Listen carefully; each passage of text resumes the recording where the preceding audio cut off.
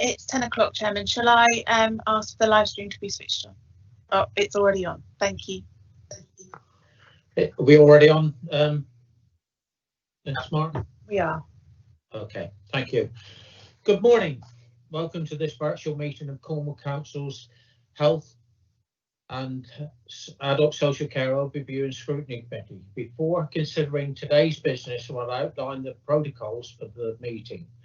Today's meeting will be live streamed to the public via Microsoft Teams and is also being recorded. When members speak, they may choose to use their video. If the council live stream fails during the meeting and cannot share the proceedings, I will adjourn the meeting so access can be restored. If the issue cannot be resolved, I will halt the meeting and the remaining of the business will be concluded at a future date. If a member experiences technical issues, I will adjourn for a short period to try and re-establish their connection. Members wishing to speak or ask questions should indicate by typing X in the chat box. As I call members to speak, I will remind you to switch on your microphone. If for some reason you cannot be heard, the Democratic and Governance Officer will advise you. Votes will be taken using a roll call procedure. The Democratic and Governance Officer will read out the recommendations and name of the proposer and seconder and will call each member by name in turn. You should confirm your name, advise whether you vote in favour or against the recommendation or whether you wish to abstain from the vote.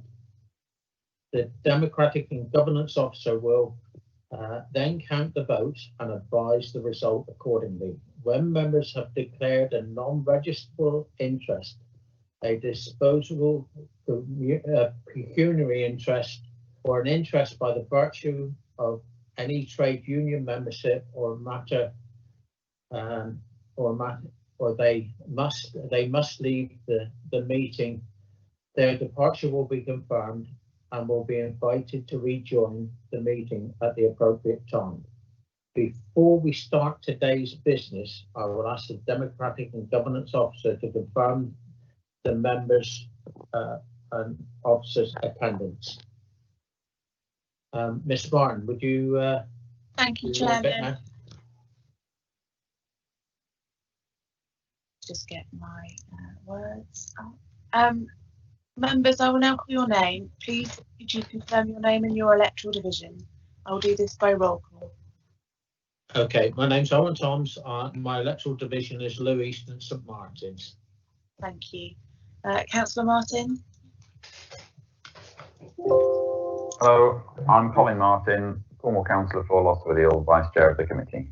Thank you. And now I'll go through the other members. So, Councillor Biscoe. Bert Biscoe, Buscow and Truro. Councillor Chopak. Councillor Chopak, are you on the call?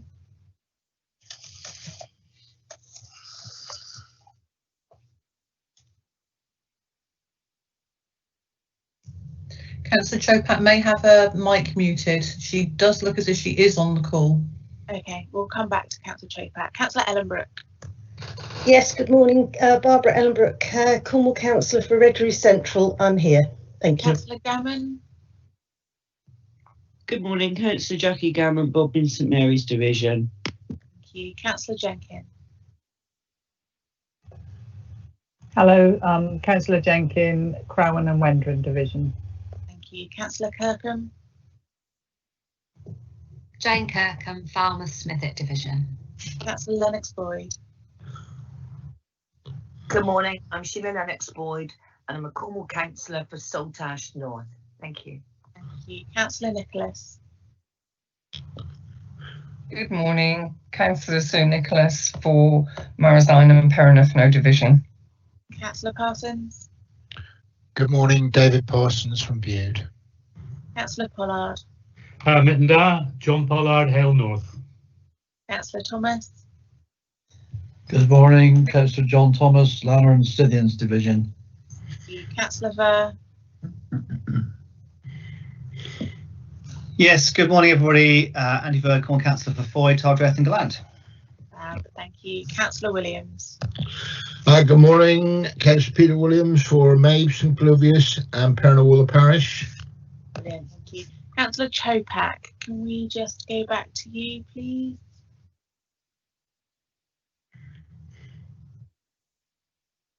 Councillor Chopak. She is on the call. I can see her in the participant list. Leanne, I'll email her to double check if she's okay. Thank you, Jo. In addition to the members that have just confirmed their attendance, we do have a number of officers in attendance today. I'll just run through them so that you can know who they are. So we've got Rachel Wigglesworth, who is the Director of Public Health, Tracy Langley, who is the Council Section 151 Officer, Helen Charlesworth May, who is the Strategic Director of Adult Care and Chief Officer of NHS Care. Supporting on the budget item, we will have Karen Hooper, who is Strategic Sourcing Manager, Claire Williams, who is Interim Head of Adult Social Care Finance, Jonathan Price, who is Service Director, Seville Rush, who is Strategic Finance Manager, Anne Smith, who is Head of Adult Care Support, Practice Quality Assurance and Safeguarding, Kerry Todd, who is Safeguarding Improvement Plan, Phil Compview, who's the Chief Executive of Cornwall Partnership Foundation Trust. Kim O'Keefe will be joining us later. She's the Deputy Chief Executive of Royal Cornwall Hospitals Trust. Dr. Barbara Van, who's the Chairman of CFT Board. And we will have a number of communications officers joining the call later on for certain items. Chairman, that is all announcements that I have currently. Leanne, just to let you know that Nikki, Councillor Chopak has put a message in the chat box to say that she's here, so you may wish to just ask her to confirm her name and division. Brilliant, thank you. Councillor Chopak, are you able to hear me now? Sorry, Leanne. Yeah, I've had stuff going on here. Sorry, I apologise. Yes, I am here. I can hear you now. Yeah. Fabulous. Could you just confirm your electoral division for us? Yeah, pound stock. Brilliant. Thank you very much for that. Appreciated.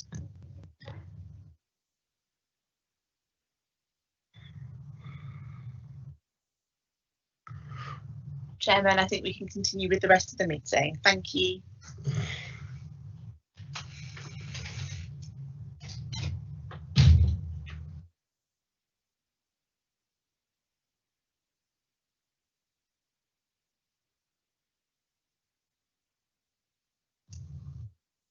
Councillor Toms, it's Jo Heather here, producer of the meeting. Can you hear me?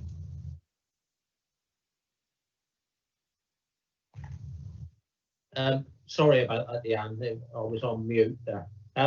Yes, Miss Martin, do we have any apologies for absence, please? There are no apologies. Declarations of interest on any item on the agenda. Any member that has any declaration of interest on the agenda?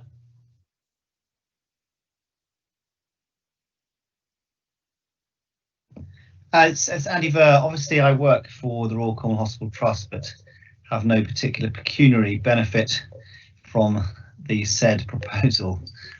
Okay. Okay, thank you, Councillor Ver. Minutes of the last meeting on the 30th of July, pages 1 to 10. I will go through them in order. Please indicate if there are any questions. Page 1, page 2, page 3, page 4, page 5, page 6, page 7, page 8, page 9, page 10. I've had no interruptions and I've had no access in the chat box. Therefore, I'll propose and the Vice Chairman. I'll second, yeah. Will second. We'll go to the vote. Over to you, Miss Martin. Thank you. I will now go through roll call. Could you please identify if you're voting in favour, voting against, or abstaining? Councillor Biscoe. For. Councillor Chopak. I have to abstain as I wasn't at the meeting. Thank you. Councillor Ellenbrook. For. Councillor Gammon. For. Councillor Jenkin. For. Kirkham. For. Lennox Boyd. For. Martin. For. Councillor Nicholas. For. Parsons. For. Councillor Pollard. For. Councillor Thomas. For. Toms. For. Councillor Burr. For. Williams. For. That's 14 votes, 13 votes in favour and 1 abstention. Okay, thank you, Ms. Martin. Right on to item 5. Sorry, just before we move on, Chair. Item 4, sorry, public questions. Sorry, Chair. Before we move on, I wasn't sure whether we it's not an inaccuracy in the minutes. It's about something that hasn't happened. So one of the resolutions that we had on page 6 of the minutes was that there would be a further report brought to the committee at the next meeting, or a briefing produced in the interim to inform us of the learning from direct contacts and those who had positive, those who tested positive for COVID-19.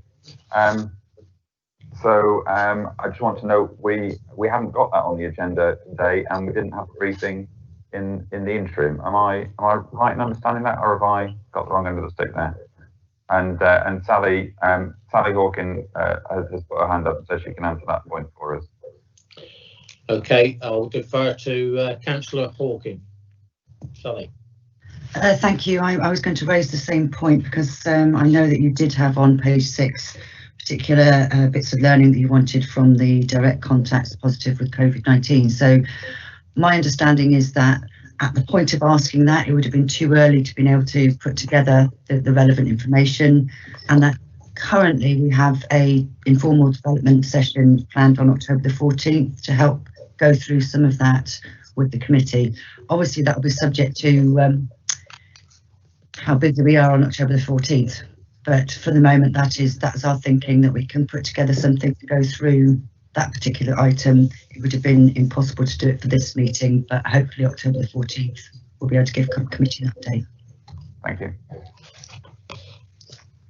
Okay, thank you, Councillor Hawkin. Thank you, Councillor Martin. Moving on, we have public questions. There are 3 public questions. Councillor Martin will read them. I think that's right. Wigglesworth will be responding, and I'll respond for the committee on the question from Mrs. Hawkins. Okay. Thank you, Chair.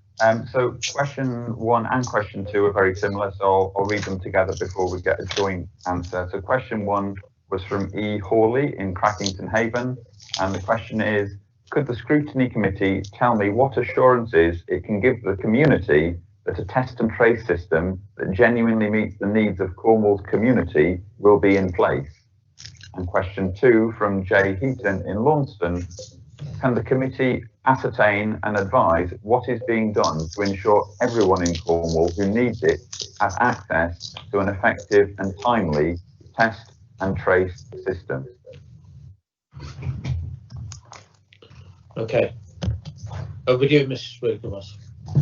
Thank you, Chair. So access to testing remains very difficult in Cornwall and other parts of the country due to growing demand. Increase is attributed to schools returning, circulation of cold-like illnesses, slow rise in the number of COVID infections, new initiatives starting, such as the requirement for pre-admission testing for the NHS and repeat testing for care homes. There are 4 mobile testing units currently based in Cornwall, each capable of swabbing over 100 people per day. However, increasing demand has meant that national laboratory capacity for analysing the tests is being directed to areas where in the UK with a higher prevalence of COVID-19 cases. Therefore, our local mobile testing units have not been able to operate as usual. This is understandably very frustrating for people requesting tests. The laboratory capacity nationally is being increased, and any spare capacity in the local laboratories is being used to give as many local people as possible access to testing. The ability to expand local laboratory capacity is constrained by limited supply of equipment, reagents, consumables and staff. The National Contact Tracing Service is being augmented with additional contact tracing provided by the public health team at Cornwall Council. Okay, just to add to E. Hawley's question, because she questioned direct to the scrutiny committee, testis rates was on the agenda for the last meeting, and recommendations are contained within the minutes of this meeting. Members of this committee continue to highlight the issues, and I can assure you that there will be questions during this meeting on this subject. Thank you. Question 3, please. Thank you. So question 3 is from P. Richins in Bude. What confidence can the people of Cornwall have in the infection rate figure for Cornwall, given that no Pillar 2 walk-in, drive-in or home tests are available in the region? And how can any possible tracing and tracking of the virus take place in these circumstances? Mr. Wigglesworth. Thank you, Chair. Whilst the current situation is far from satisfactory, we can tell from the people who are being tested that the proportion of positive tests is still low in the general population in Cornwall. Most of the positive tests relate to 2 outbreaks in specific workplaces that are now well contained. Okay, thank you. Because there are no questioners attending, therefore there'll be no supplementary, so we will continue with the meeting.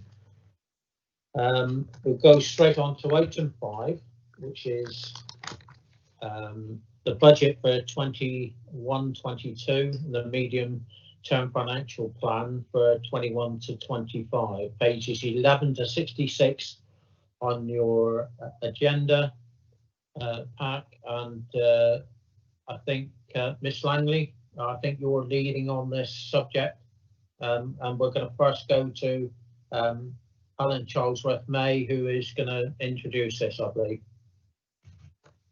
Thank you, Chair. So Tracy's going to share a presentation in a moment, and while she's doing that, I'll just do a very brief introduction. As you know, every year and we go through the budget setting, scrutiny has an opportunity to review the process and the propositions. This is the first of 2 meetings that scrutiny will have an opportunity to look at the budget process and the proposals around the budget for adult social care and for public health. The Council's adopting a very different approach this year that is focused on us looking at the outcomes that the Council is trying to achieve and ensuring that the resources that the Council spends are focused on the delivery of those resources. Tracy, are you able to share the presentation? I am.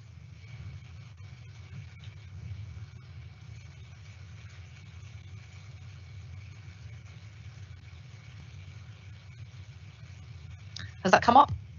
It has, thank you. Right. So this is the first, as I said, this is the first of 2 meetings where scrutiny will have the opportunity to look at the proposition around the budget in totality and the budget for adult social care and public health for 21-22, but mindful of the fact that we are looking at how we develop a medium-term financial strategy, financial plan for 22-23 onwards. The outline of the presentation is up in front of you, and Tracy will talk to you a little bit about the context and the process, and then we will go into a series of slides that tell us something about the overall spending position for the council, but are areas of specific interest for adult social care and public health. Tracy, if I hand over to you, we're going to do, unfortunately Tracy and I haven't had an opportunity to rehearse, and we're doing this between us, so it may not be as smooth as normal, but we will get through all of these slides, and there'll be an opportunity for questions at the end. Thank you very much. If that's okay, Chair, shall I carry on? Yes, if you would please, Ms Langley. Thank you very much. For those of you who don't know me, I am Tracy Langley. I'm the Section 151 Finance Director for the Council and the Chief Operating Officer, and responsible for pulling together what is quite a difficult task this year, which is trying to create a sustainable budget in the midst of some really very difficult circumstances. So I'm going to go through this presentation pretty quickly, actually, but as Helen said, we are trying to do this in a very different way. We still have some gaps, and we will talk to you about that in a sec. We are doing this in a very different way so that we're not trying to find savings of £30,000 from service budgets, because that's a really difficult thing to do, and it's a really difficult thing to then prioritise where we put our resources to get the best outcomes for our residents. The budget report was proposed in draft last week at Cabinet and was approved for consultation. So we now go into a period of 4 months worth of wide consultation, not only with our public but also with our members through the overview and scrutiny committees. And I'm more than prepared to talk to anybody about how we're trying to do some of these really hard things. So just an overview of what the report said in itself.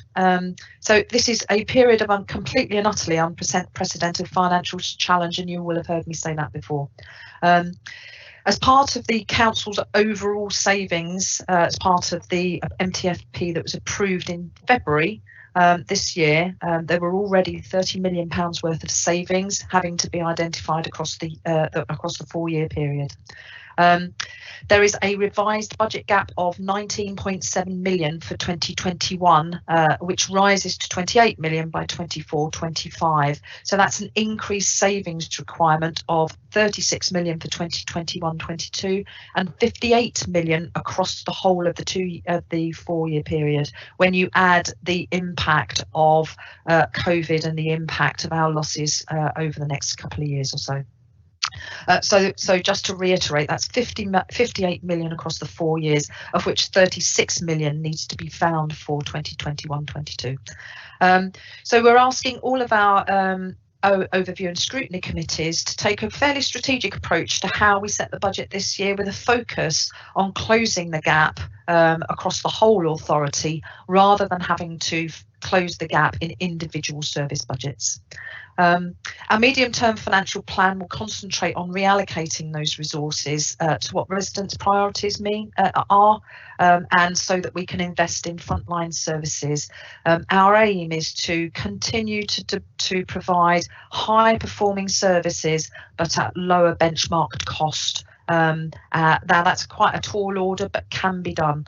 But we have to have that in a pretty managed 4-year transformation programme to achieve those aims, which focuses on redesigning services that residents want, but also reallocating resources to where those outcomes are most needed.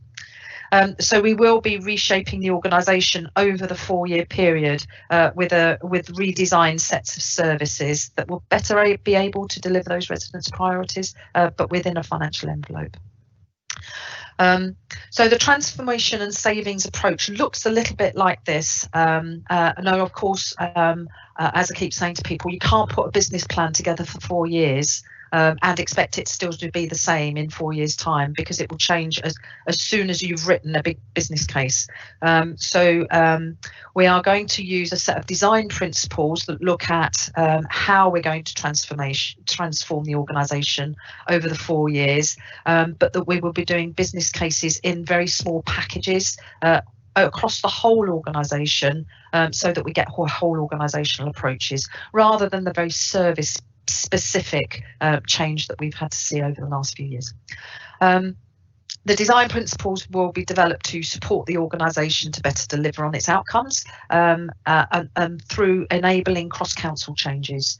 And the transformation will be supported by what's called a benefits realisation process, so that members and our public can see all the time that the changes that we're making are achieving the benefits that we have said at the beginning, and those benefits should absolutely accrue to our residents. Over the autumn period, we'll see that period of engagement across the council and across our communities to develop what that transformational plan looks like. We will be using something called outcome-based budgeting, which employs a sort of an activity mapping approach to understanding exactly where we spend our money, so that we can reallocate resources to where it's most needed. And if there are pressures which may require new or additional funding, then corresponding savings must also therefore be presented, because what we can't do, and what has been happening, is we say that there's growth in areas, but we don't then consequentially reduce budgets elsewhere, and we have to get much better at doing that. So there will be further opportunities for savings, as well as ideas to explore for you to be able to be put forward. And one of the things that we want to hear from you today is how you think we could go about doing some of that. I do have some red lines from a Section 151 Finance Director perspective. My red lines are, in this whole process, that we must have a usable reserves level of 35 million to cover our risks. Now that might move a little bit, but fundamentally that is a red line for me as the Finance Director. And the second red line is, if any members wish to propose growth, then they absolutely must propose where the saving is going to come from in order to pay for that. So those are the kind of two red lines in this process. This looks like a very busy slide, and I'm going to hand over to Helen and colleagues, because they will be much more au fait with the expenditure in these areas.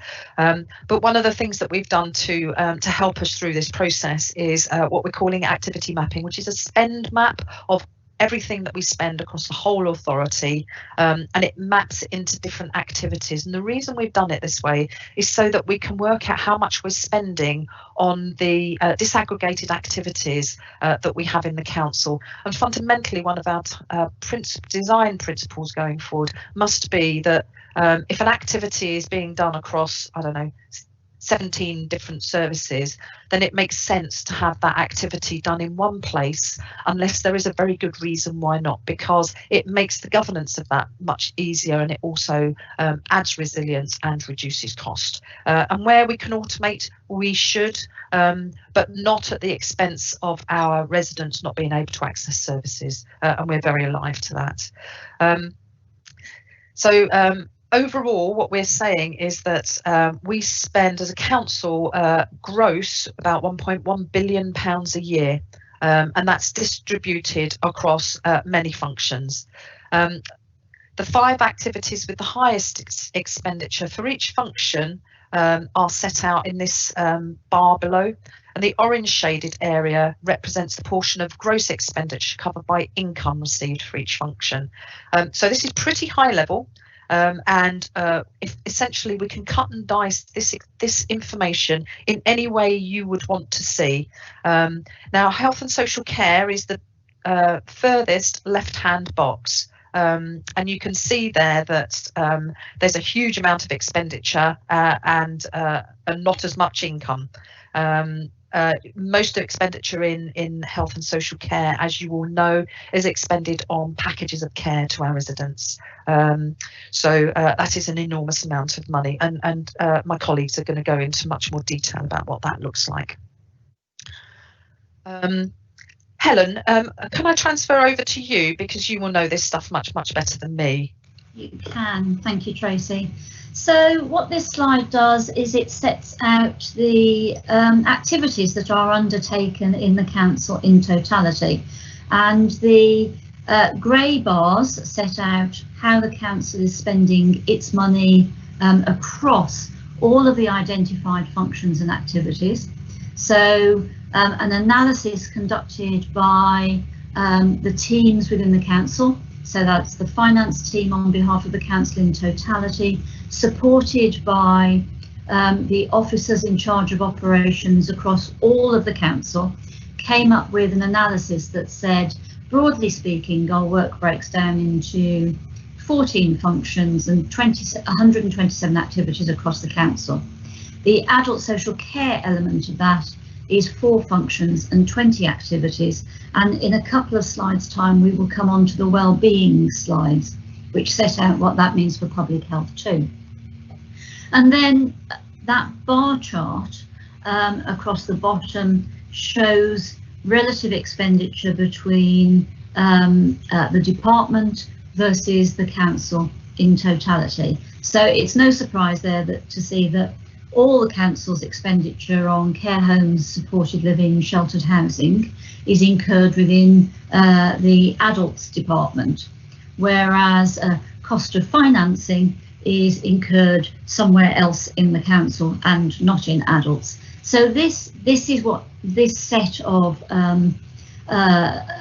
diagrams and charts is showing you, and what it shows you is something that we've talked about a lot in scrutiny, is that within adult social care, most of our money is tied up in packages of care and in the cost of our workforce who are carrying out assessments, supporting people and undertaking reviews.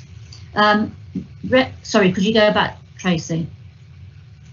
So the most significant proportion of our expenditure is incurred on commission services outside of the department, but meeting the needs of individuals.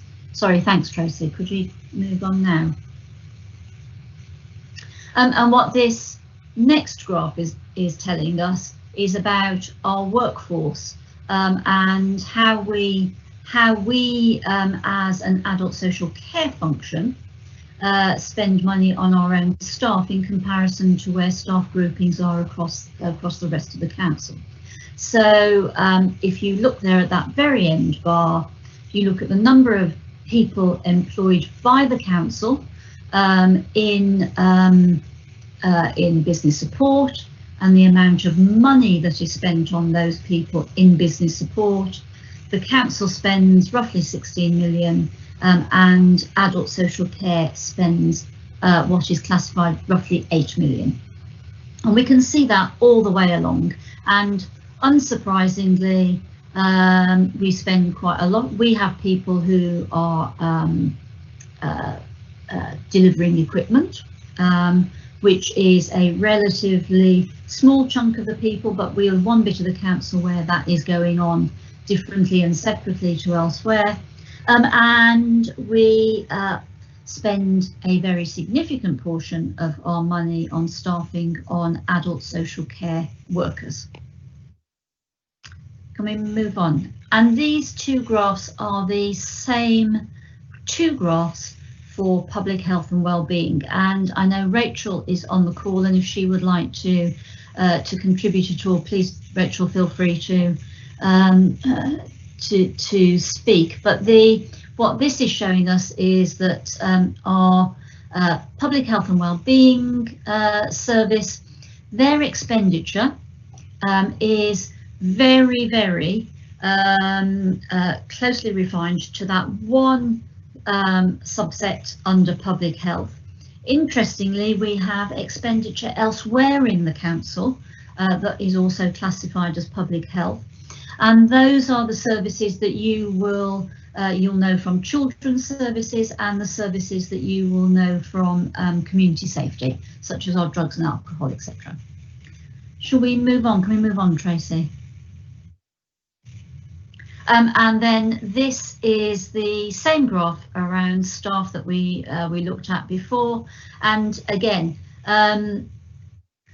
money on public health professionals, but clearly because of the way in which our public health services are operating within the council, if you think of all the public health staff that are now in Together for Families, the bulk of even that expenditure is not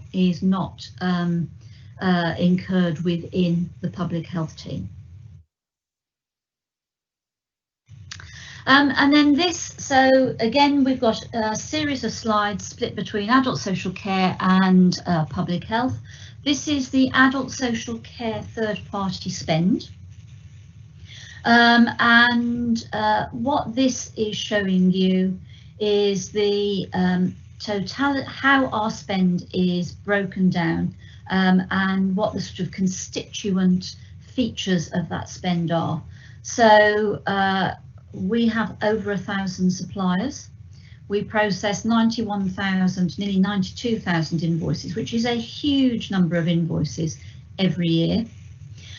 Not unsurprisingly, we have a significant proportion of our expenditure with Cornish suppliers, and the reason for that is because we have lots of small organisations delivering adult social care for us, and they deliver that in Cornwall. And we've talked about the fragility of the market in scrutiny on a number of occasions. We don't have any of the large social care providers in Cornwall. We are dealing with a vast number of small providers of care in Cornwall. That does present, that does contribute and create some of the fragility that we've talked about, but equally it does mean that most of our expenditure is incurred with organisations that are based in Cornwall.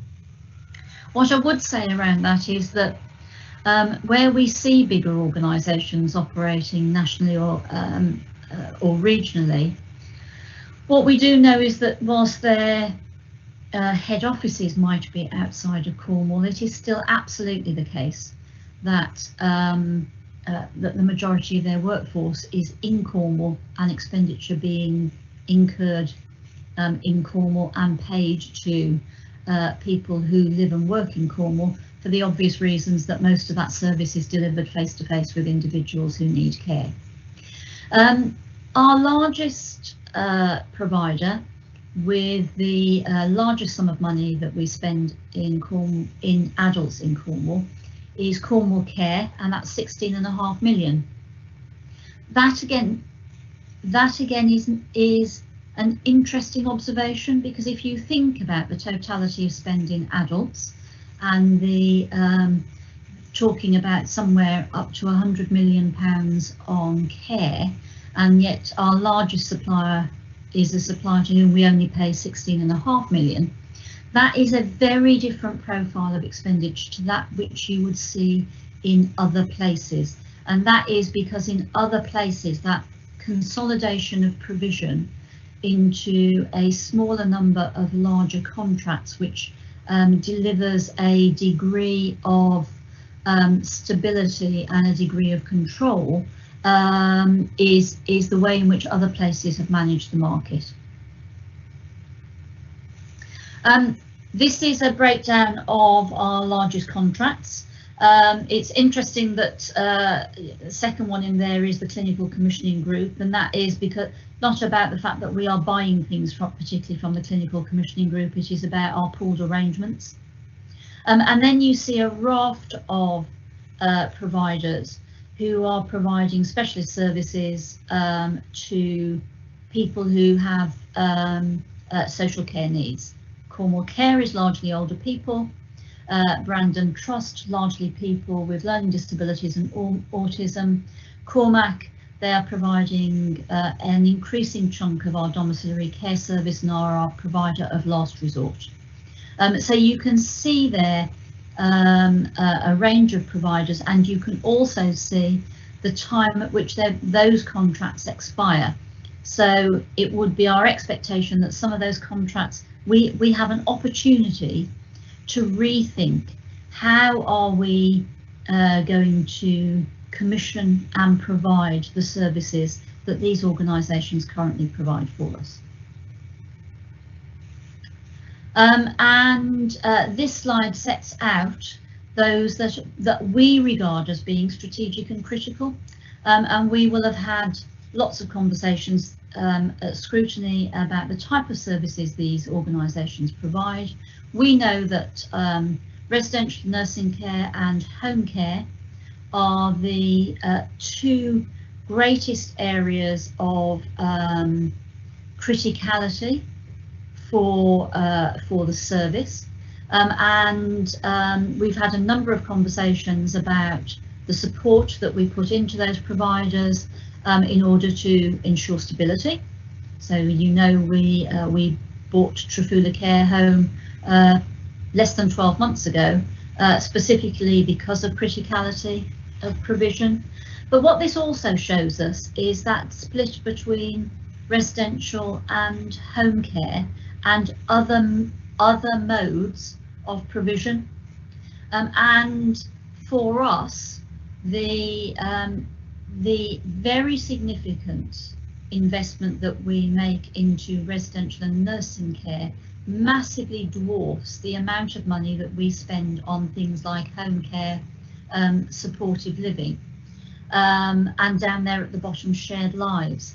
And the thrust of the conversations we've had over the last 2.5 years have all been about how do we make that shift from residential and nursing care to care that is based in people's homes, because we know from what people tell us that they would rather be at home, and we know that in terms of outcomes, people who are in receipt of care for 2, 3, 4 years at a time are better receiving that care at home, and we know that obviously the amount we spend per person is significantly lower if it's delivered in their own home than if it is delivered in a residential care setting.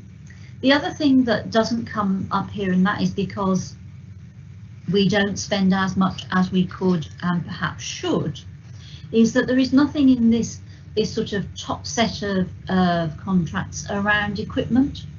And we know that if we could invest more in those what might be called prevention services, it's not an ideal phrase, but if we could spend more on those things, that would enable more people to stay at home and ensure that fewer people needed to go into residential and nursing care.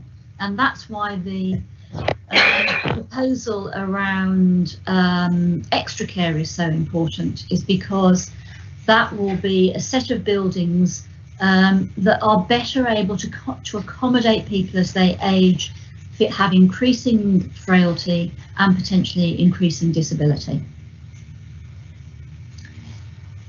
And so this takes us on to the same set of analyses for public health and well-being. Again, so obviously much smaller figures, 286 suppliers, still over 2,500 invoices. That's still a big figure given the total level of spend. Here, 85% with Cornish suppliers, for the same reasons we see in adults. We're delivering lots of services that are locally based and therefore will be spent with local suppliers.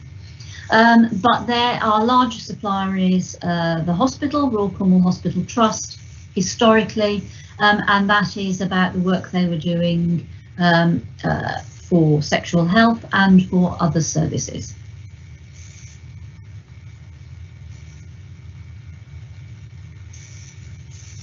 We then have a similar analysis on the contract expiry for third-party spend in public health and well-being, and we can start to see there some of our investments in our large public sector organisations, so the hospital, Royal Cornwall Hospital and UHP. And we're starting to see the new expenditure that we've got for sexual health with Brooke, the contract that we let earlier this year. And then some of the smaller investments that we're making to deliver public health services locally. And Cornwall Foundation Trust, there at the bottom, still one of our top 10 suppliers, but as you can see, now with a very small overall contract value. Helen, can I just add something on public health there, just to sort of illustrate as well? So obviously we're talking about third-party spend, and we also have, large contracts within Cornwall Council now, including the health visiting school nursing delivery and the drug and alcohol commissioning, which sits under neighbourhoods, but is also part of our budget. But I suppose the point I would just add as well is that whilst we have quite a small actual spend for public health services, which Helen has mentioned, including sexual health and the children's services, the contribution that many other areas within different directorates have to public health and well-being, such as planning and housing, quality of housing, early years, and domestic violence prevention, all of these other parts of the council are really significant contributors. So I would see, whilst our actual budget is dwarfed by the spend of the council in a whole, what we need to do, I feel, is about harnessing the contribution of all of those sectors and budgets to the sort of outcomes of the public health and well-being for the population. Thanks, Helen. Thanks, Rachel. So the big issue for adult social care and health, and that includes public health, is that it is driven by demand.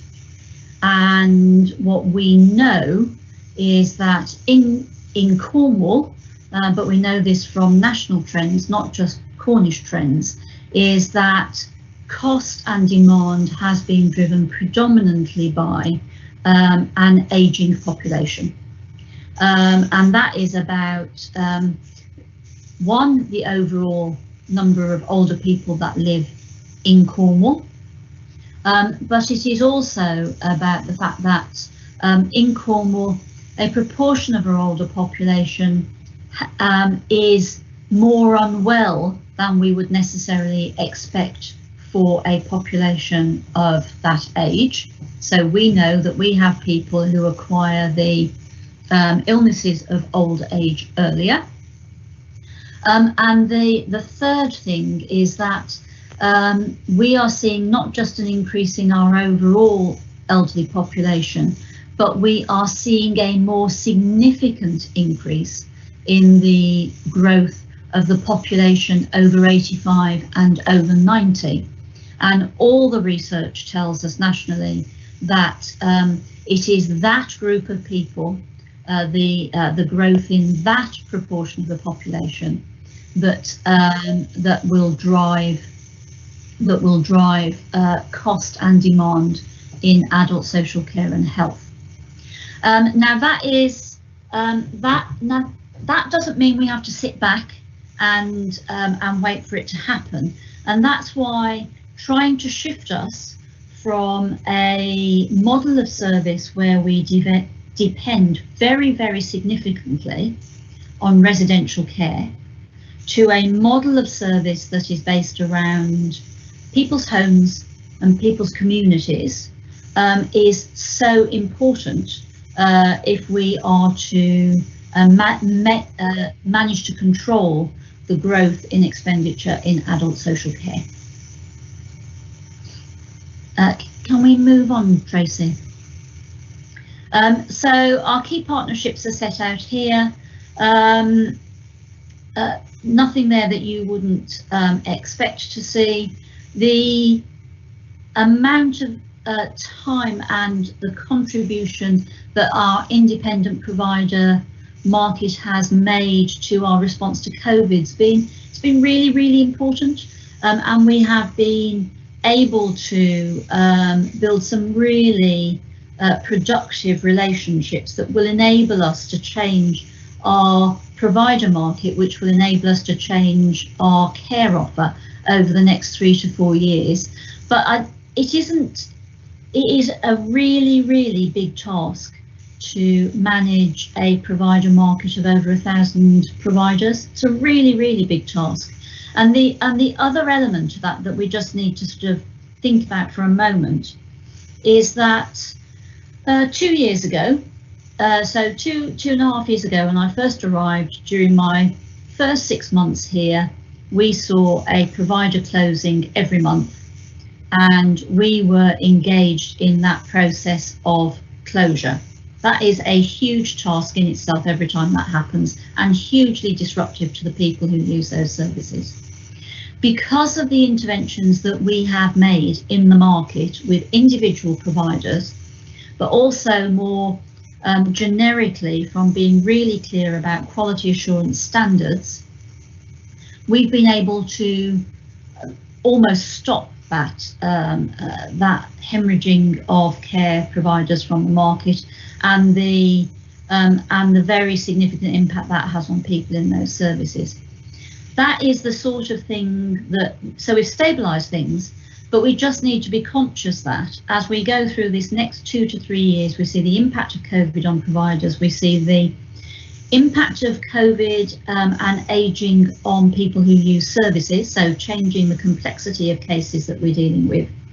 And as we change the way in which we wish to work with our partners, we will start to see a different requirement emerging amongst that provider market, and we need to be at the front of ensuring that those providers are responding in a way that meets new and changing needs, and that they're in a position to be able to be flexible around the service offers that they're making.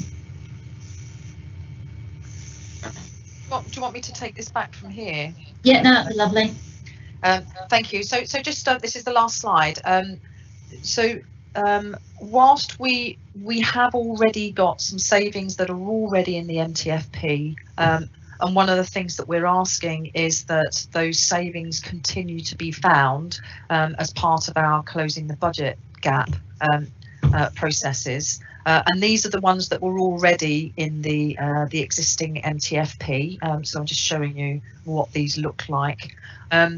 We will be using the next year to do a number of sort of council-wide using a number of council-wide mechanisms. The first you will already be aware of, and that is a voluntary severance strategy that will be coming on stream very well. It's already on stream, and we're going through the process of what that looks like at the moment. Because if you think about it, and you've seen what we're trying to do with the activity mapping in adult social care and health, we make expenditure in 3 main areas. The first is care packages. The second is contracting and third-party spend, in effect, and the third area is people. So we have to, and that's members of staff. So those are the 3 areas that we will need as a council to try to work out how we use in a different way, so that we can still get really good outcomes, but the whole thing costing less. So for the next year, we will be using what we're calling a transformation programme for a whole council transformation. And that will look at how we can do the basics really well right the way across the organisation in a much better organised way. And as I said, where we can, for processes like invoicing and debt collection, all of that kind of stuff, we should be automating that as much as possible, but recognising, of course, that not everybody likes to use automatic or online mechanisms. So that is what we're going to be doing over the first year. And then consolidating some of the savings that are already in the medium-term financial plan into that transformation plan. You will also be aware, of course, that there is an adult social care transformation programme, which is on its own in some respects. However, we will be linking that to the council-wide transformation programme, so that in effect it's governed in a similar way. That is all I was going to say today. More than happy to answer any questions. As I say, we're looking for areas that you want us to look at further. Any more information that we can give you on the activity mapping, or cutting the information in a different way so you have different information, more than happy and hand back to you, Chair. Thank you. Thank you, Ms. Langley. Right, we'll keep the screen shared, and if people want to refer back to a thing, and you know, we can go back to it. I have 3 people on the list so far for questions, and the first one is Councillor Martin. Remember to switch on your microphone, please, Colin. Thank you for that. I must say I'm a bit confused where we're beginning from. We've got an hour set aside on the agenda for today, and we've just spent 36 minutes listening to a presentation. This is supposed to be our time for asking questions, and more than half the time that was allocated has been going through a presentation. And I would have interrupted, but it's all new information. Most of what you've said there isn't actually in our papers for this meeting. What we've been given in advance is the generic stuff about the whole of the council, and what we've just been hit with now is an avalanche of slides breaking down lots of details about what happens in adult social care. Can you explain why didn't we get that information before the meeting? Do you want me to do that, Helen? If you don't mind, yes, that'd be lovely. I apologise for that. We have been using these slides across all of the members' workshops that we've been doing. I recognise that there is a lot of information on here. However, what I don't want is for it to stop here. There will be loads of opportunities for us to be able to cut, as I say, cut and dice the information that you want us to look at. I think because we're trying to do this in a much different way, and we're doing it really quickly, and we're still in response. It's really difficult to do some of this in advance, and I apologise for that. And you were the first committee to go as well. So in effect, what we're doing is using this as a template for the others. So many apologies, and I absolutely understand what you're saying, I think the other committees would probably be very grateful to receive these slides with their report packs, so they can see them before they come to the presentation. Thankfully, we were 20 minutes early on finishing the previous item, so we've still got about 40 minutes left to ask some questions on it. And you were saying that we need to find across the council, in addition to the £30 million that was already outlined, we need to find a further 19 million this year. No, right, where are we? We've got to find how much money do we need to save this year, how much money do we need to save over the period, and is there anything in this paper that suggests how much of that should come from adult social care, or are you asking us to come out of this meeting saying we think we can find an extra 5 million here or there? The requirement has moved for the year 21-22, which is the budget that we're trying to prepare for. So that's sort of next financial year. We are looking for an additional 20 million, and that takes it up from 236 million. Right, so going from 19.7 million to 36 million. So no, it was 16 million in originally. We've got another 20 million to find in 21-22, which is the difference between what you approved in February and what you're and the gap now. Okay, so I think when you and I first spoke a couple of months back, I said one of the things that I was most unhappy about, particularly with the public health budget last year, was that we didn't get a breakdown of any of the detail of where the savings were proposed. And I hope that this year would see more detail about where public health money is spent. So can anybody show me in any of these papers how much we're spending on preparing for pandemics?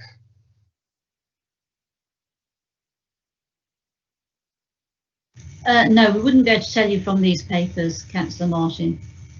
So I'm just not clear how, as a committee, we're meant to scrutinise whether these budgets are appropriate if we haven't got the information in advance, and then the information that's there on the day isn't sufficiently detailed, and we're hit with a fire hose of stuff at the end. I mean, you're hoping that in 35 minutes time we're going to put our hands up and all say that we support the proposals that are in front of us. No, Councillor, we're not saying that at all. What we're saying is, A, this is really, really difficult. B, that the impact of COVID and other things has meant that the gap is bigger than it was for 21-22. We cannot, and I cannot, in all seriousness, do a flat rate. Everyone's got to find 10, 15, 20% out of their budgets, because that is not fair. We know that adult social care have already got significant savings to find. So adding more on wouldn't be the right way to do it, I don't think. There is no doubt that across the organisation we can take out duplication, and we can make some savings across the piece that would mean that the proportion of money that's being spent on frontline services becomes bigger. And I think that there's quite a lot that we can do in that first year on doing that. So what we're asking is that there are already plans in place, because you will have already seen some of that through the transformation programme for adult social care. And what we are trying to do as a whole organisation, and not just from the adult social care, is to do this in a different way, so that we don't ask you to make 20% of savings. However, what we are asking you to think about over the next couple of months or so is whether or not there are any areas where you think that we could take out duplication, we could do better, that would reduce costs, but would still mean that the services to residents would be kept. And I know that Helen and her team have many of those ideas and have spoken to you before about that. So we are not going to be giving you huge amounts of detail, because we just don't have it. Okay, I think when we come back to this again at the next scrutiny meeting to look at the budget, I think we need to make sure we've got the information before the meeting, so that we can spend the time actually asking questions about it. Yeah, and you'll have more detail by then. Thank you.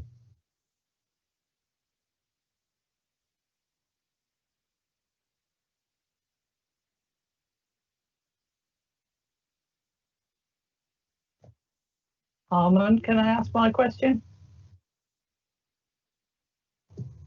We've lost the chair. Okay. Yes, you can, Loveday.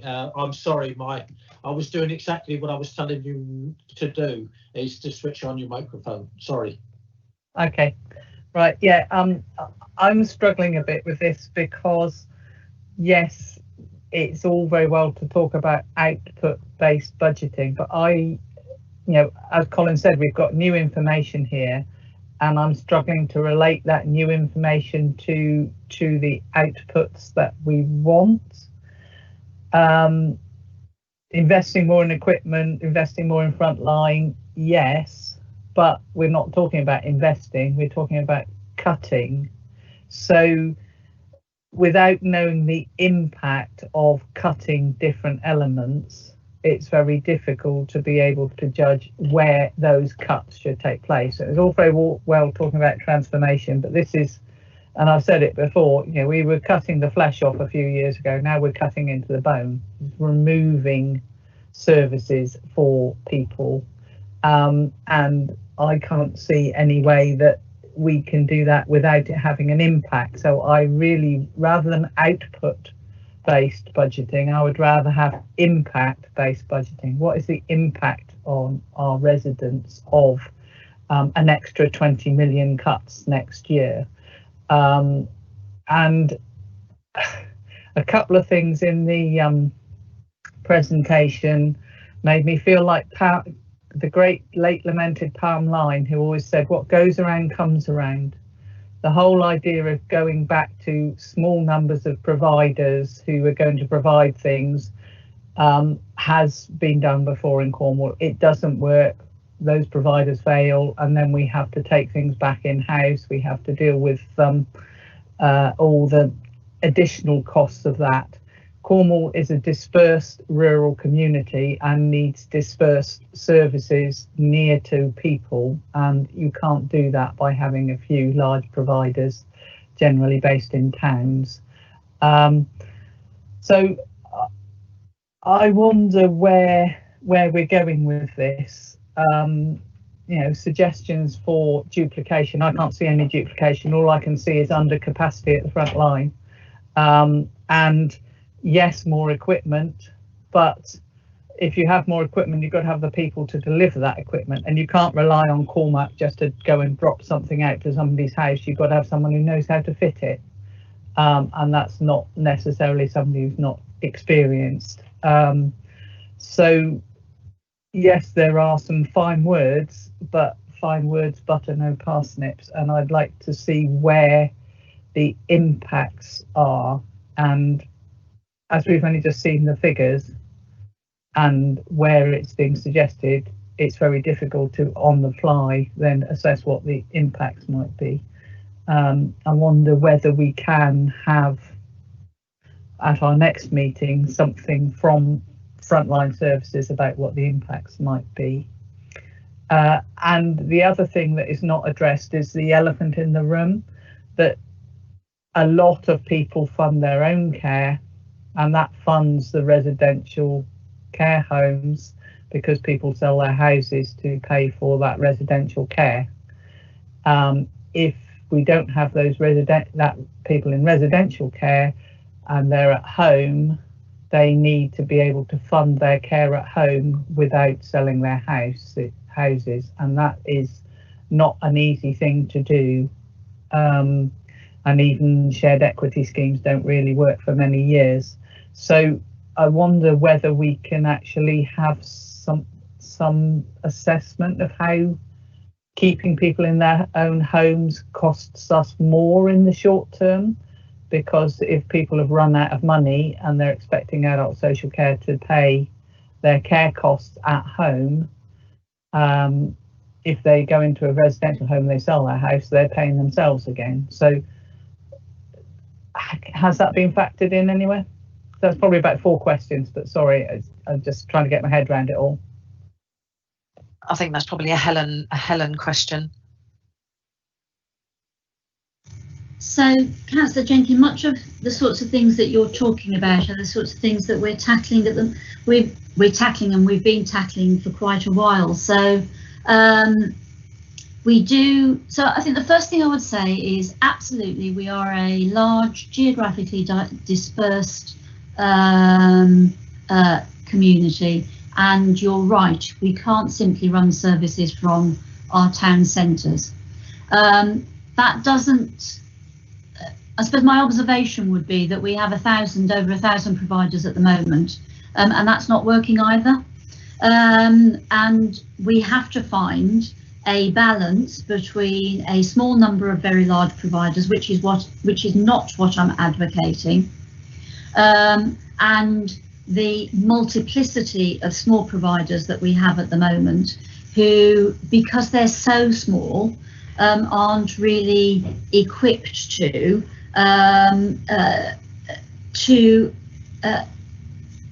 invest the capital that's often required in order to make the service more robust and more sustainable. So I wouldn't want to be misinterpreted in that way, and we are thinking about how the way in which we commission and the organisations from whom we commission evolves over the next 2 to 3 years. So that's the first thing I would say. The issues around funding social care are well known and long established, and it is inevitable that we will see some shifts in the amount of money that the self-funding market is investing in either residential or domiciliary care. There are means by which we can support people, particularly where they've gone into residential care, to fund their care in a way that enables them to maintain their home, but also over the long term contribute to the cost of their care.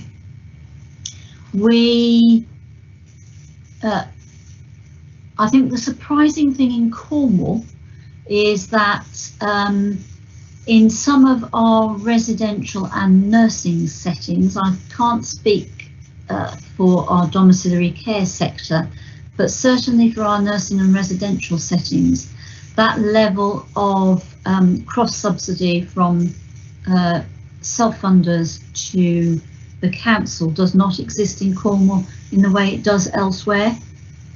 Now, we have not got the answer to the totality of the budget problem by any stretch of the imagination.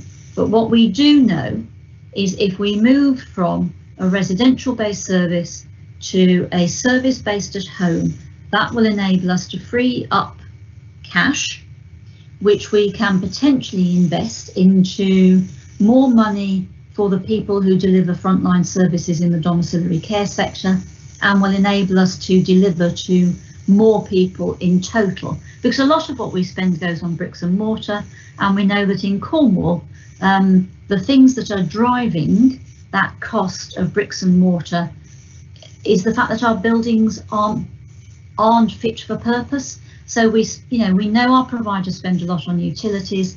We know that they have higher staff to service user ratios that are driven by the shape of the building and not by the need. And we know that the level of investment in the capital stock is much lower than it needs to be, because we've got lots of small providers who are not able to find and raise the capital that will enable them to invest in their business. So there are lots and lots of really complex factors, but essentially we know from other parts of the country that if we spend more on equipment, more in domiciliary settings and less on residential care, we will be better placed to be able to respond to the pressures that we will see coming through.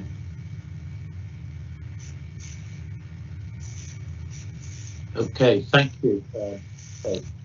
Can we just try and bring something new to the debate, if that's possible? I think Ms. Langley asked if there are any ideas of what might help in this situation.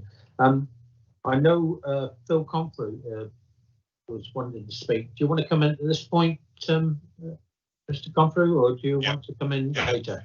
No, I'll speak now. I suppose I had a concern that on the slide, on one of the slides, it identified the problem as being in a small acute hospital pushing out lots of people into the community. I think we have RCHT, which is a medium-sized acute hospital, and we have UHP, which is a large hospital. So I wouldn't say either of those were small, but that's the pattern that we have. And the reality is it's a lack of community response by both community service providers and local authority that's causing part of this problem. We have a high level of detox that we need to work through. We have got the transformation programs running, as Helen's alluded to, with the Bed Bureau, which is beginning to reduce the reliance of people going into bedded care, and the better management of community services through the CCCs that have been developed. But we do know there is a real problem in packages of care coming out, that the demand is outstripping supply. And we saw recently when we needed to make a number of rapid discharges from RCHT, that the council actually had to call a major incident because it couldn't provide packages of care that were required. So it does, whilst I understand we need to get more efficient, it does concern me that actually if we're reducing too much local authority budget, particularly around domiciliary care, or not committing to making a switch from residential care to domiciliary care, we are going to store up problems. The people of Cornwall do go to the hospitals because they want that care, but when they're ready and they've had their treatment, it is beholden on community services, both health and social care, to meet those needs, and under the Care Act there's an obligation to meet that. So I wouldn't want that to be ignored. At the moment we are delaying. We got back to where we were with detoxes. They're running to over 80, when for a long period of time we were lower than that. If transformation means cutting services, then we need to think about how we're going to deal with people, and not try to dress it up as other approaches. That's really all I want to say, Armand. So there is work in place, and we know the bed bureaus and the CCCs are dealing with some of that, but there is a chronic undersupply and inability to turn packages of care on early. And from an NHS perspective, both providers are very concerned about that. And if this transformation or this reduction in budget leads to less packages of care, that will cause more problems in the system.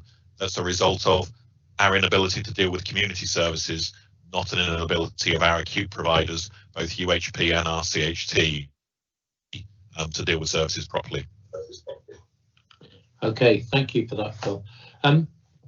Councillor Nichols, I know you've indicated twice to come in, but Yeah. you're next on the list. Come in, Sue, and you've got your mic on anyway. Lovely, thank you. Yeah, it's kind of like following on from what Loveday was saying and Colin, and also what Phil has just been talking about in a way. I would like to have seen a much detailed budget of what actually is being proposed to be cut or not cut. For instance, I know of a few years ago, they were talking about health promotion officers going and working in general practice, when you've got practice nurses and their assistants and whatever, whose role is about health promotion as well as anything else. So I'd like to see how many health promotion officers, education officers that we still employ, what they do and how much we pay. I think that's very relevant. We also heard at the Penrith Integrated Care Forum from community providers. Years ago, we were supposed to be putting together integrated training packages so that whether someone works in health or in social care, in the community, wherever, that they were supposed to be able to access the same training so that wherever they went, that training was recognised and valid. We heard at that meeting that there are providers whose carers go into homes. We've got care assistants in general practice and in the hospitals who can vaccinate, who can do various phlebotomy services, all that kind of thing. And we don't seem to be using the workforce that we have available. And that really is quite concerning. I know there's codes of conduct and it's about delegation of nurses to assistants, but they can be done if you look at actually putting together reasonable protocols. Investing in equipment, I think that's a great idea, but what kind of equipment are we talking about investing in? Are we talking about investing in IT systems that enable monitoring of patients and of their health, all that kind of thing? Why are we not, I know Phil's already said once about why aren't we using mobile x-ray equipment instead of trailing everybody to the hospital for it. If they can use it in countries like Greece, I certainly don't see why we can't negotiate it over here. So there's a whole raft of things that needs to be done. I thought it was great that Rachel actually mentioned about investing health and well-being in planning, because I've been on about that for years. And I just think we need to start doing some joined up writing. Phil's right. You can't do away with residential or nursing home care settings until you have the staff and the workforce appropriately trained and available in the community for people to work in their own homes. So it's about how are we going to do all this? It's great to listen to it, but the reality is somewhat different. So I think, you know, how are we going to look at all that? So do you mind if I come in there, Councillor Thoms? So I think it's worth saying that what we're proposing to do is really the continuation of the strategy that we've been talking about over the last couple of years.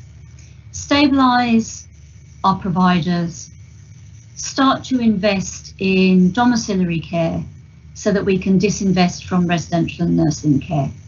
And I don't really see that changing over the next 3 years as being the broad headline of what it is we wish to achieve. The critical issue is going to be about the pace at which we're able to do it, and how the pace at which we're able to change and how that keeps pace with the number of people that are coming through the front door. So Phil is absolutely right. We have seen very significant numbers of people waiting in hospital for packages.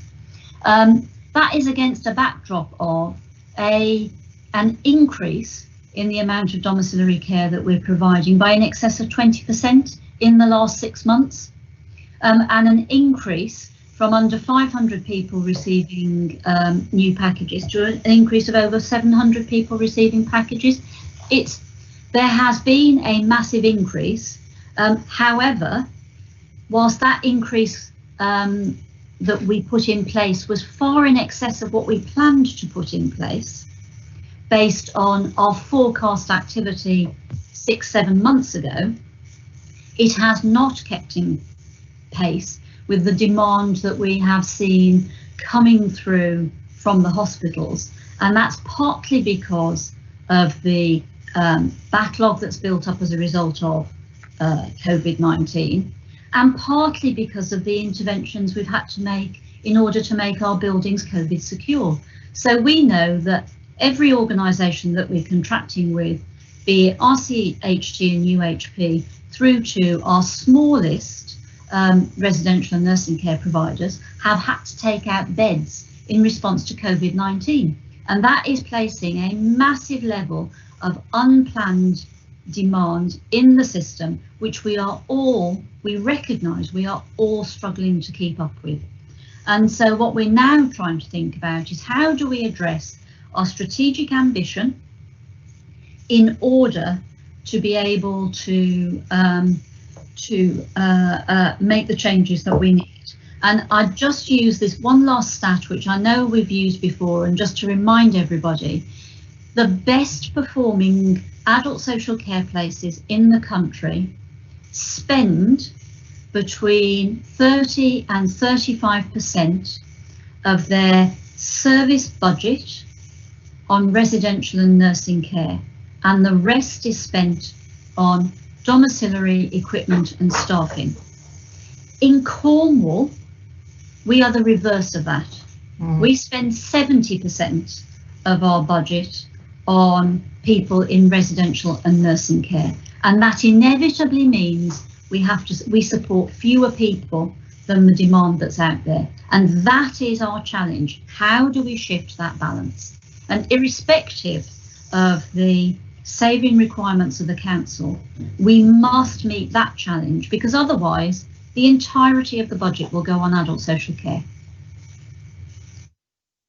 Thanks for that, Helen, and I agree, and I don't know how we deal with it, but it's about getting that workforce so that people can be cared for in the community. And if I remember rightly, when the volunteers from COVID that we found in communities, weren't there quite a significant number who were quite happy to go on and carry on training? So it's about how we pull those people into the system and give them the training so that they can work in domiciliary.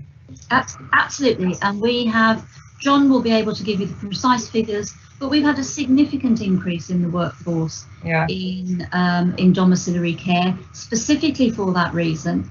And we are just gearing up now to a second run of the Proud to Care campaign, because we know that in October the furlough scheme comes to an end, and there are potentially lots of people who would be prepared to think about a career in care. And I think coupled with that, we really need to get this integrated training together so that people can access it, and it is a passport across all the health and social care services. Yeah, I agree. That is something we absolutely need to look at. Lovely, thank you. Thank you, Councillor Nichols. Councillor Jane Kirkham. Jane, switch your mic on, please. I've done. Thank you very much, Armin. Yeah, thank you very much. Yeah, I was trying to sort of take all of those figures in, or the ones that we've got, quite quickly. I understand what you're saying, Tracy, that obviously there are areas in the council where we are doing separate things in the different silos and could look at putting things together. I've been very involved recently looking with Rachel Rotherow at the way we do our commissioning, for example. That's all been done very separately, and the council and Rachel are doing a lot of work on trying to centralise our commissioning, so we're not spending lots of money in separate departments when we could be doing it together, and looking at local providers, smaller providers, cooperative providers, putting providers together, all that kind of thing, to make our commissioning better for Cornwall as well as more efficient. And I guess the same with things like invoicing and debt collection, and things like the drafting of those massive contracts that we did for residential care a couple of times as well. There's a lot of things that could be centralised. So I understand that. My question was going to be about the in-year savings. I went to the cabinet meeting where the adult social care transformation report was discussed, and we haven't seen that here yet. And that report talks about £8.1 million worth of savings in year, so this current year, not 2021-22, which is what we're talking about now. And that references the Empower report that was commissioned back in May under the emergency powers. So I was going to ask more about the in-year savings plan as well, because that obviously is very pressing and urgent, and probably happening at the moment. And some of the sectors where that was going to be looked at were supported lifestyles, day services, and I've got some more detailed questions about day services from the LD board that I sit on to look at later when we do questions to cabinet members, and community services. So I was going to ask if we could have a bit more information about those in-year savings targets, cuts targets, and where they're being put, and have a look at that Empower report as well. So if I start, Helen, then you can carry on. And we have colleagues here who will know the detail of this a little bit better. But yes, there is an in-year savings that were required.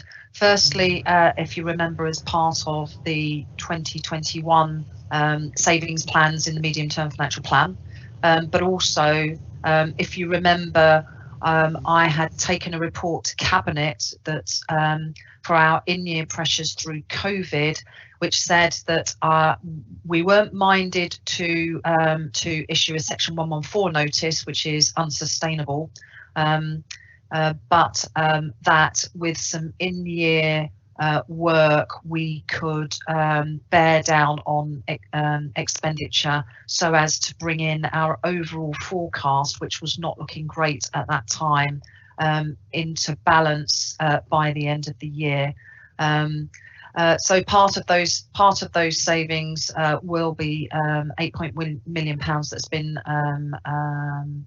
worked out for the adult social care part of the organisation. There are wider savings across the organisation, and actually the voluntary redundancy campaign that we're just about to we're in the middle of at the moment is partly to help us with that situation as well. But Helen and colleagues, you may know more about where we are with the 8.1 million.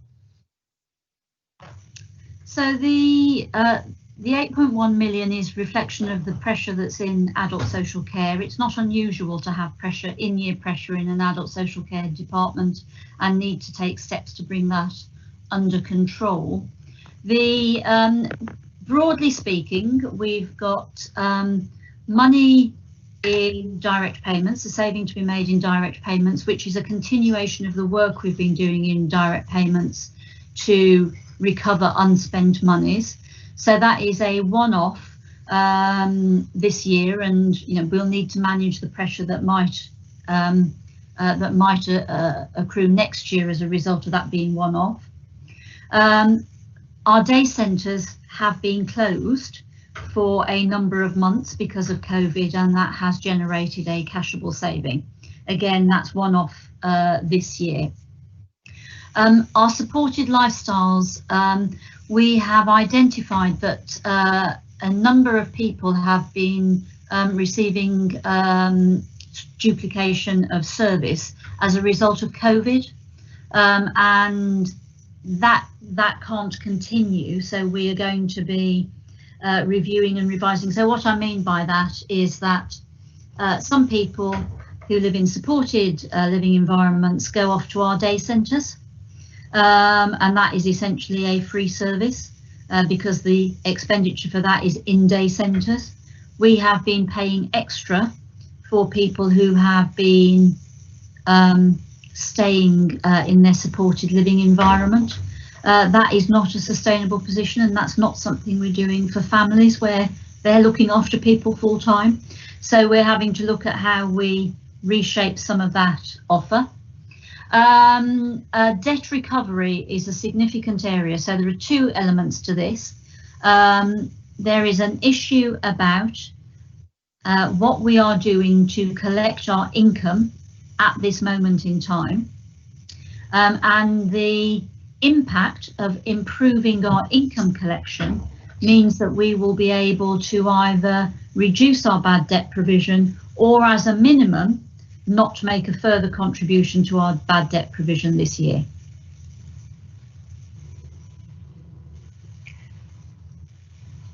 Okay, thank you.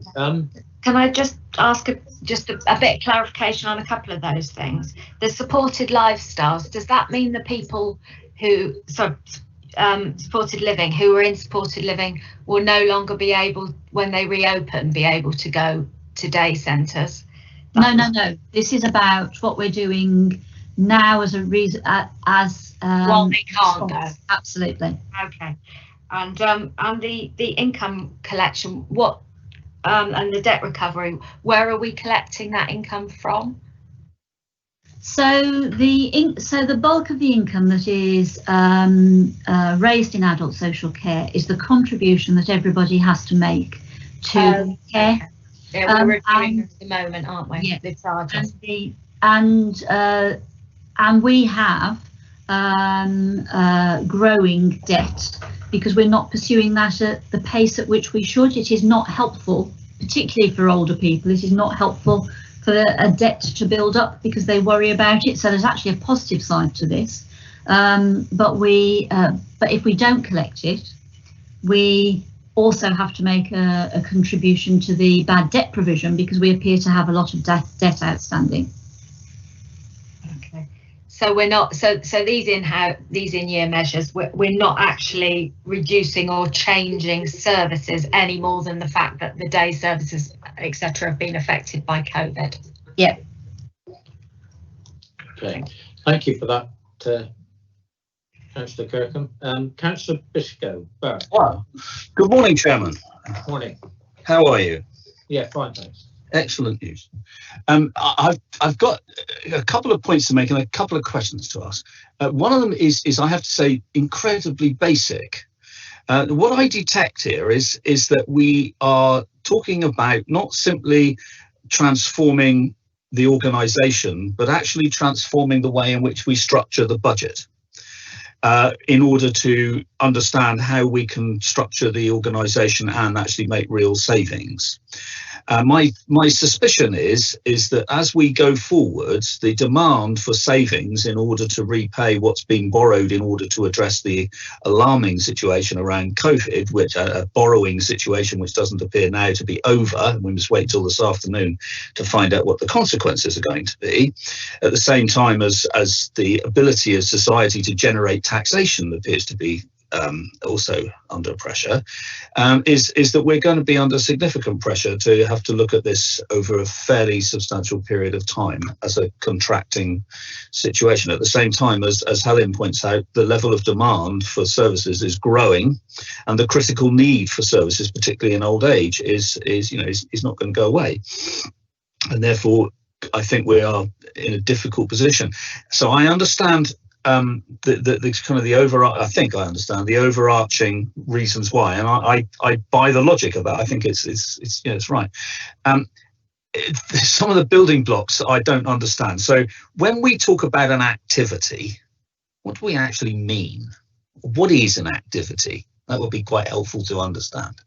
Now, a couple of points, if I may. The first one is that I entirely agree with Loveday Jenkins that there is always a tension between trying to drive consolidation through economies of scale on the one hand and Cornwall's geography on the other.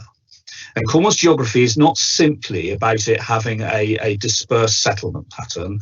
It is also about it being a peripheral region in relation to the island of Britain. And therefore, when it engages or tries to engage with centrally driven distribution networks, corporate structures, service delivery structures, it invariably falls over because those structures are not geared up to allow a degree of devolved management on site in a peripheral region like Cornwall. Every other peripheral region in the UK is now the subject of a devolved government, and we're not. And we are actually still losing out, I fear, to the kind of the power, if you like, of these centrally driven structures. And so therefore we have a case to make for devolving for devolving to us, to enable us to run these things in our way, because we actually have to do things differently because of our geography. So there's a tension between consolidation on the other hand, on one hand, and geography on the other. And I think that's one of the key issues that we have to reconcile. And I feel that Helen is driving towards that, and I'd just like to hear her expand on that a bit more. And a couple of ideas, if I may. The first one is that I have watched significant amounts of people concoct, design and try to implement change. And I have watched an awful lot of them fall flat on their face for two reasons. Firstly, because they try and buy stuff in from outside and it lasts as long as the enthusiasm lasts, and then it tends to fall to pieces. And I'm thinking about things like the supporting people contracts of 10 years ago and so on. And one of the things that we don't do, and I'm thinking now about road improvements in Tregal's Road, is we don't consider the psychology of change. How do we actually present what we want to do to the people who are going to benefit from it if they go along with us? We never put ourselves into a position of presenting what we do in ways that are going to take people along with us. In fact, sometimes it turns into a very contentious situation in which the council invariably loses. So I'd like to make that suggestion, that we actually invest in some psychological resource. And secondly, I note partly from the table that Jackie put up, that when you look at the people we've got contracts with, Cornwall Council and its predecessor have made two major interventions in the market, and that's the market you're dealing with now. The first one was Cornwall Care. And Cornwall Care, of course, we still have a degree of control over a significant number of their properties, particularly the older ones. And I've always advocated that in trying to shape a consolidated approach to adult care, which is run from within Cornwall, that we would do well to rekindle a stronger integration and partnership with Cornwall Care than we have at the moment, using that property lever to actually have that discussion with. And also the second injection is quite recent, and that is Cormac. And if you look at the combined spend between Cornwall Care and Cormac, that works out a very, very substantial amount. I can't see the slide, but it's something like 21 million.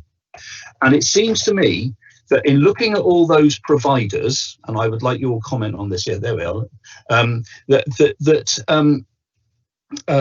there's a case for working with all those 1,000+ providers and seeing if there aren't ways in which we, working with other elements in the council, economic development, for instance, and so on, Cornwall Development Company, could actually begin to develop some critical mass within Cornwall, rather than buying it in from outside, actually develop our own.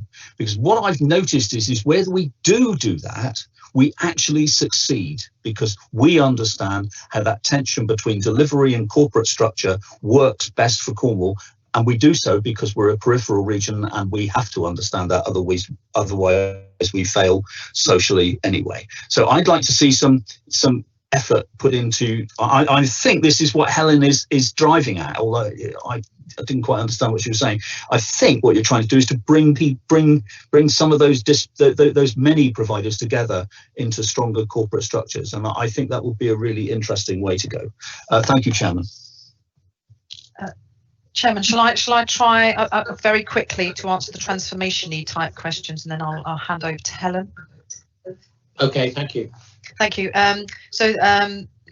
Functions and activities, just very quickly, I'll just give you some examples. So if finance is a function, an activity would be budget monitoring. If finance is a function, then processing invoices is another activity. In terms of adult social care, if social care is a function, assessments is an activity. So it's a, activities are a subset of functions. And what we've used in terms of the activity mapping is a standard set of LGA local government functions and activities. So this is not, we're not the first to do this. Many organisations have done this previously. So we just used a standard set, and whilst we did fiddle about with it a little bit, actually fundamentally, most local authorities, unitary local authorities, do similar things. So that's functions and activities. Councillor Biscoe, I don't disagree with you at all with your analysis of how to do change. It is all about people.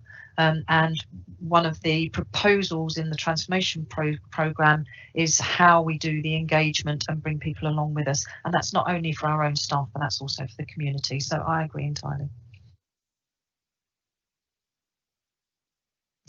Helen?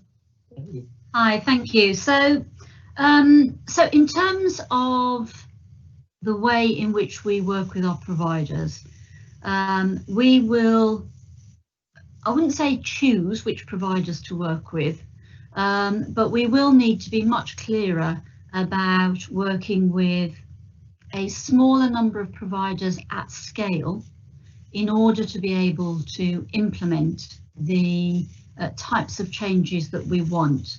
And when we set up the new care company and the paper came here through scrutiny, I was very explicit that I saw it as a very significant opportunity for us to expand the amount of prevention type service, but also make that service more readily available to people who might not be eligible for state funded care, or might not want to come to a local authority early in their period of feeling the need for care. So, we all know older people who've been out and bought a bit of equipment rather than coming to the council and asking for an assessment to see whether they're eligible for a bit of equipment. And if we are really keen to enable people to have easy access to things that will make their life easier and reduce the demand on adult social care, that whole bit about how do you make it easy for people to access is really important. And how do you make it really easy for them to access things that the council might not do for them or might not choose to do in general, because it doesn't have to do everything. So I am absolutely looking at how can we grow providers to, one, meet a very clear need that we have identified in the market, and that was set out in our market position statement. And then secondly, how can those providers work in a more cooperative way so that those big providers don't crowd out small providers? So if we look at Cormac as an example and the new care company, I really want the new care company to offer a whole range of services to people that the council might not be able to. But I don't want it to replace all those small providers spread out around the county, because that would be deeply unhelpful. So what is the model that you might operate that would enable Cormac to provide either a corporate function or to act as a a purchaser of scale that might drive down costs for those small providers? How might it become a network where provision is able to be spread across the whole of the county without it needing to come from a central organisation? Now, that is at very early stages of thinking, but it recognises the fact that our communities are disparate, many of them are small, and that the people who live in those communities want to be able to do things for themselves, and they don't necessarily want us to do it for them. I'm sorry, I don't know whether that's answered your question, but hopefully it was helpful. It's told me that you're looking at a model which is about growing native providers, which is what I think you should be doing. So thank you very much for that. Thank you for that, Bert. Before we go on to Councillor Allenbrook, can members just think of the recommendations that are in the minutes and how we might formulate something to add to those in the next, well, we've got 2 questioners left, and you know, we need to make sure that we've got something to go in for the recommendations that go back to Tracy Langley. Okay, Councillor Allenbrook, Barbara, can you sit on your mic, please? Yes, thank you very much, Armand. Apologies if you can hear drilling. Next door's having their roof done. Oh joy. My question hopefully is relatively simple, which is earlier on in the presentation you did talk about duplication. And my question is there a review across the whole of the council on duplication? Because it just occurs to me that when you're looking at, I don't know, invoicing or those sort of kind of back office functions, surely before we start anything else, we should actually have a really good review on how we can make sure that different directorates can actually share those functions, because that's surely a way to save costs. And my other question, it isn't a question, my other thought was when you were talking about the recommendations, I think perhaps on recommendation 2, we should actually say, I don't think we are in a position, frankly, to support and recommend what's in this report to the Cabinet, because I don't believe, as Councillor Martin said at the beginning of this debate, that we have had a proper opportunity to really scrutinise this. So I think we need to change that wording to just says something like that we note and look forward to discussing it again at our next meeting. I would be very reluctant to recommend this to Cabinet or to support it as we speak. Thank you. Thank you, Chair. Can I answer the first of Councillor Ellenbrook's questions? Certainly can, Tracy. Thank you. So really quickly, so one of the reasons why we were looking at the activity mapping was to give us some semblance of where different activities were being done, where it could be done in one place rather than several. So one of the design principles for the next year will be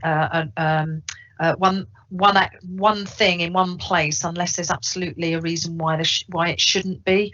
So that will be considering a review of right the way across the organisation of all of our duplicated activity, and where there is duplicated process, we will look to automate that in the first instance. And you're absolutely right. We should get all of that sorted and make sure that all of our budgets are right, and make sure that we do the basics really well before we look to making large-scale cuts to the front line, because that is not what we want to do. What we want to do is to ensure that we continue to give really good service.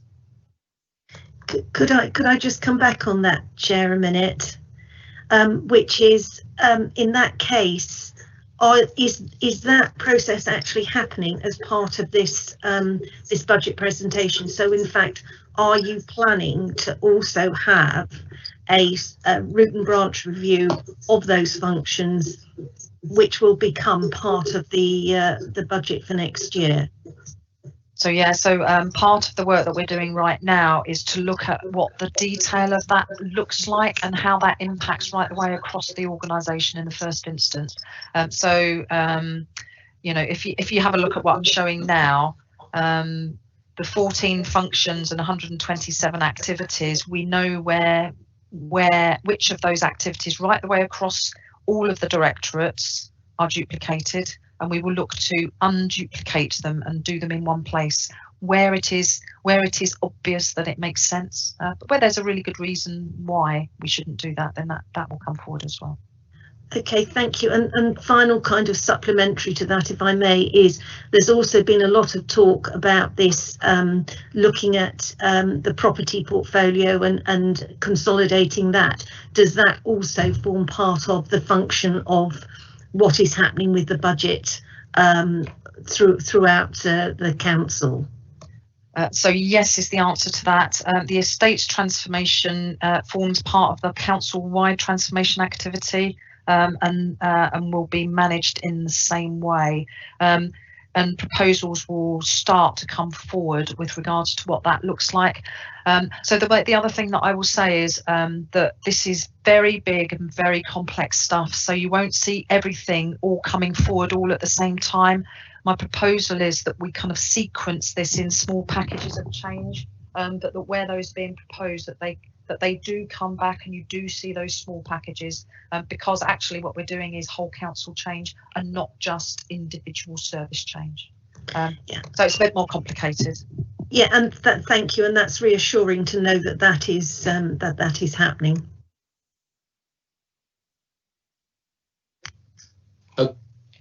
Okay, thank you, Barbara. John Pollard, Councillor Pollard, can you switch on your mic, please? Good morning, everybody, and thank you to everyone for a very interesting discussion, I think, in the last, whatever it is, hour. I'd just like to make a few points, if I may, Armand. I think that there's a very serious mismatch within the papers that we've been given today, certainly the papers we had before today. The mismatch for me is that the business plan recognises the growth in demand in adult social care. But the budget proposals do not actually currently include any additional demand and growth money, as I understand it. And I think we're trying here to square a circle in a way, because that gives you almost an impossible task. I'm also very worried about the jargon in the first page, which says we are designing services to be high performing and lower cost. Apart from that fact, I think that's grammatically a bit awkward. Again, this is a very, very difficult task, and we're trying to do this in terms of planning within the next 6 months, which I think is very, very impossible. So my concern is that we're trying to achieve the impossible in too short a time. And colleagues have come up with some suggestions and some ideas, and that's great.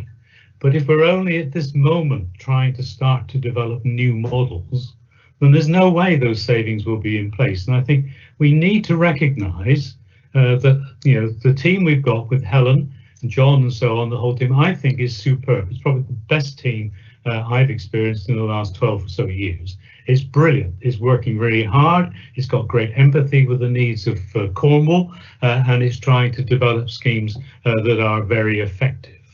But we have to face the fact that in the last 10 years, adult social care has never fulfilled its budget. It's failed to do so on every occasion, whatever the plan. And when this team nearly did, they suddenly found they had a bill for 13 million they hadn't paid, and that went out the window as well. So, they're in a very difficult position. I think they are just the people for the job, but I would ask two things. First of all, to be very, very realistic and try to plan these savings over a much longer period than trying to budget now. I'm sure you're not actually trying to do that, but no, trying to budget now. The second thing, Armand, I did have a look at the recommendations following your hint just now. And I would suggest that the recommendations on page 11 You know, I'm very much against the scrutiny and overview scrutiny committee and noting anything. So in the recommendation 1, we just removed to be noted. The update, so it would say the updated council business plan forms the basis for the public consultation. And I don't think, I agree with Barbara, I don't think we can do the second one.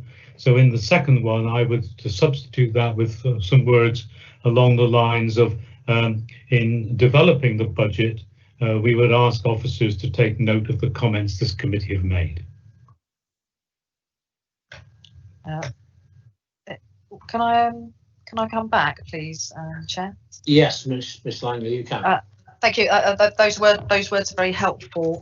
In terms of your mismatch, so higher performing, lower cost is not impossible, but it is really complex, and it is a longer journey than 6 months.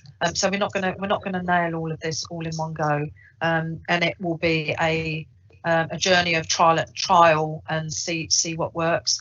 But we must be a council who delivers higher performing services at a lower cost, because we haven't got a choice. You're right. You have officers who absolutely know their stuff, and it is really important that we all work together to make sure that we are able to deliver high performing services. But I don't disagree with you that it's hard, because it is. Okay, thank you for that interjection, Councillor Pollard. Most welcome. Chairman, I will second John's proposal. I think Councillor Jenkins beat you to it on the live chat part. Yeah, I was first, but okay, that's okay. Just you know, a couple of small things from myself or Miss Langley is that, as you know, I've said before, in one set of papers we've got 94 activities found in multiple directorates, and in the papers it says 94, and in the presentation it says 95. So there's a discrepancy there. Plus, as I said to you previously, you need to ask the frontline workers where they believe that savings should come from, you know, especially when it comes down to activities that they do that can be made easier or more cost efficient. You know, that would be my input, because I've seen that work quite well before. I've had no further questions. I've got no alterations to the recommendations other than the recommendations that have been made by Councillor Pollard. Therefore, I'll hand over to Miss Martin and ask her to do the read out the recommendations and do the vote. Okay, thank you. Good morning. So we have had proposed by Councillor Pollard, seconded by Councillor Jenkins. The first is that the current approved council business plan from 2018 to 2022 continues our commitment to the strategic priorities of Cornwall, is updated with the relevant data and statistics for the next financial year 2021-22, and that the updated council business plan forms the base of public consultation on the 21-22 budget launched on the 18th September 2020. The second, I took down that it was simplified that officers take note of the comments made by the committee. Councillor Pollard, can you just confirm that that's your proposal? Yes, I would suggest, Leanne, that we add in developing the budget. Yeah. The officers take note of the comments made by this committee. Yeah.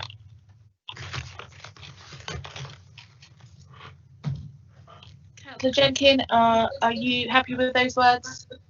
yes, indeed. Fabulous, thank you. We shall therefore move to the vote. Please, each member, could you confirm whether or not you are voting in favour, voting against, or abstaining? Councillor Biscoe. For. Councillor Chopak. 4.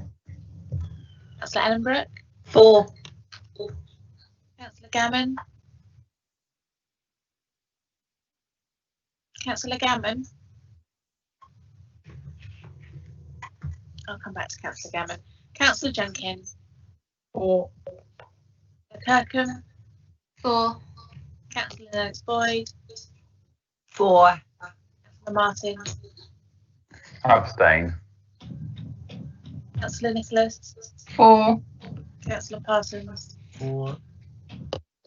Pollard. 4. Thomas. 4. Toms. 4. Councillor Burr. 4. Councillor Williams. 4. Councillor Gowen, I see in the chat box that you've had problems with your technical difficulties, and it says in that box that you are for the proposal. Are you able to hear me now?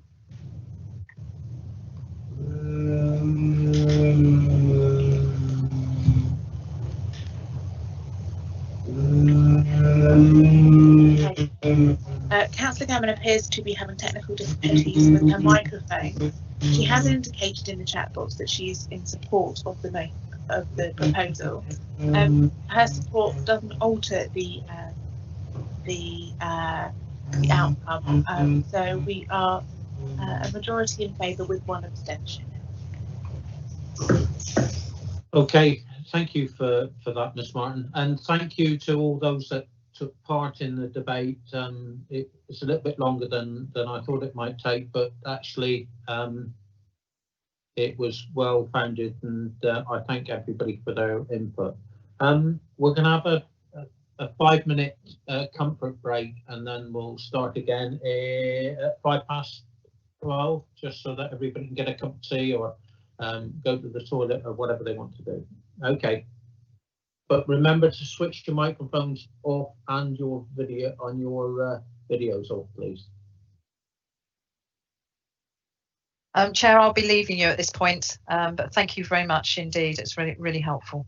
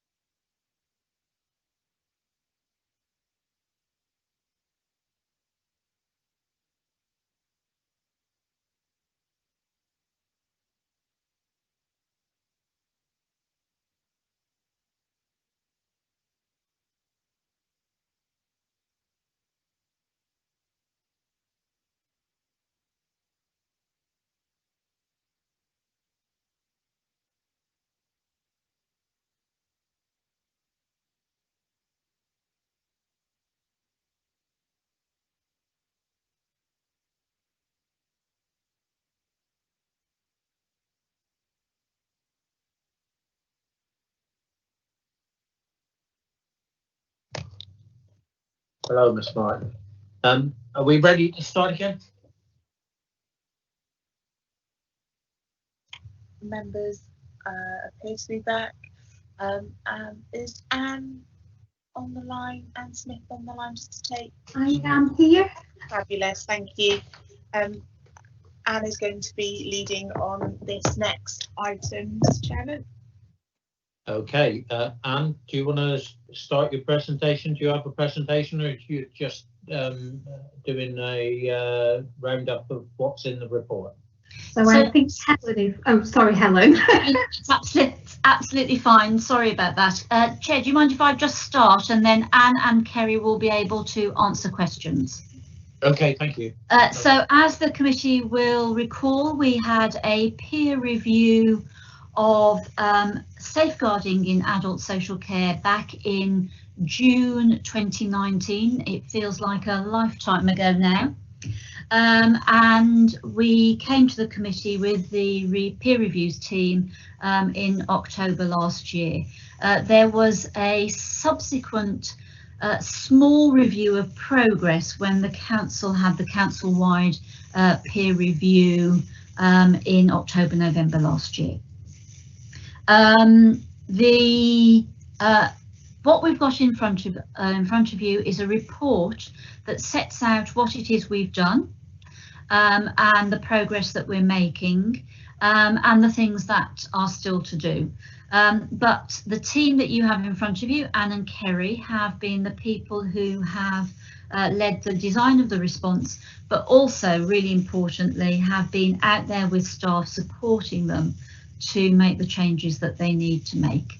I'm not going to say any more. I'm going to open it up rather than talk a lot. I'm going to open it up if you want to ask questions, and Anne and Kerry will certainly be able to help.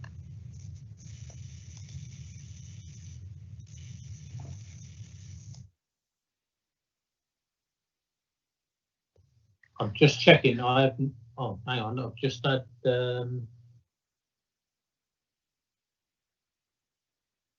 I'm just having people asking for that they've rejoined. Councillor Colin Martin, you've just indicated you wish to speak. Please switch on your microphone. Yeah, give everybody a chance to get their questions together. I think after starting off the last one in a rather negative tone, I think I just want to begin this one by saying how pleased I've been with the attitude of this senior team in adult social care over the last couple of years. That you've taken the opportunity as a new set of leaders to come in and go and turn over every rock and find all the unpleasant things that are underneath, and not be afraid to do so, and not to shy away from that. And I think that's not always a pleasant process to go through, but it was the right thing to do. And I'm glad that you've been honest with us about what you found, and it's pleasing to see the changes that have been made. So if there's a question, I guess it is that your role, Helen, has changed quite a lot in the last year, taking on the responsibilities of NHS Kerno. So with all the other pressures of COVID and all these savings, how confident are you that with the department being stretched ever more, that we won't have more of the same sorts of incidents creeping back in again? So I wouldn't relay any issues such as those we've seen in this report to me taking on new roles. As director of adults, I would say categorically any director of adult that gives you absolute assurance that everything is all right is either being overly optimistic or doesn't have a handle on what's going on in the department. And we absolutely know that we still have some really significant changes to make. And that we know that there are still things that are not as good as we would want them to be, and we know that there are still things that get missed or not dealt with appropriately. what we are doing better at the moment is we're better able to catch some of those things than was the case in the past. And I suppose the one thing I would say that I have been really clear about is that people do make mistakes. They need to be open about those so that we can learn from them and put them right. And in that context, it would be really unhelpful for me to say that I would expect there to be no further mistakes, because it is inevitable that there will be. I feel better now than I did 2 years ago that I know where we need to put some focus and effort. I feel better now than I did 2 years ago that people are focusing on the right things. However, I am really clear that we are 2.5 years into a 10-year journey, which means that we've still got a long way to go. Thank you. That's exactly the answer I was looking for. Okay, Councillor Jenkins, you've indicated you wish to speak. Please switch on your microphone. Thank you. Yeah, it was really just about, and again, like Colin, I applaud the improvements. I think it's been, you know, it's a good start to a journey. There may well need to be more steps on the journey, but the bit about meetings and whether advocates are allowed to be present at meetings and whether the people who are accused, it seems to me, and particularly at the point at the moment where we're not necessarily having physical meetings, that there needs to be a bit more thought about how to ensure that advocates can support people, or you know, things can happen in different rooms and be brought together or whatever. And is that something that you're looking at? So I think, so I suppose the observation I would make is that when we changed the way we were working back in March this year in response to the pandemic, I, along with many other people, thought that we might be able to get back to something that looked more normal by the summer. And it is quite clear now that that is not going to happen this calendar year, and probably will not happen for us, you know, quite a substantial period of the next calendar year. So I would, so we need to start thinking about how we deliver our services in a different way, which will be a normal way for the next 12 to 18 months. And some of you may well be aware of a letter I've written out in the last 2 weeks to people who use day services that say we need to plan for the next 18 months and not the next 8 weeks. And I think this, although Kerry will give you more specificity and detail about that specifically, I think we do need to recognise that over the next that we now need to plan for the next 18 months in a way that is about operating differently to the way we were previously, and that will affect everything we do, really. I'm going to ask Kerry to come in with something very specific, if that's okay. Thank you, Helen. Thank you, Chair. It's been very interesting working through COVID.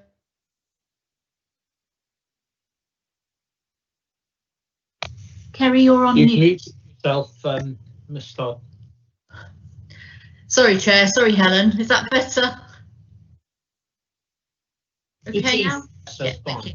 I was just saying it's been interesting supporting Anne and the risk managers within safeguarding, and also the Health Watch project, in contacting individuals who we are supporting, some people call them service users, by telephone, and sometimes through this system that we're using today.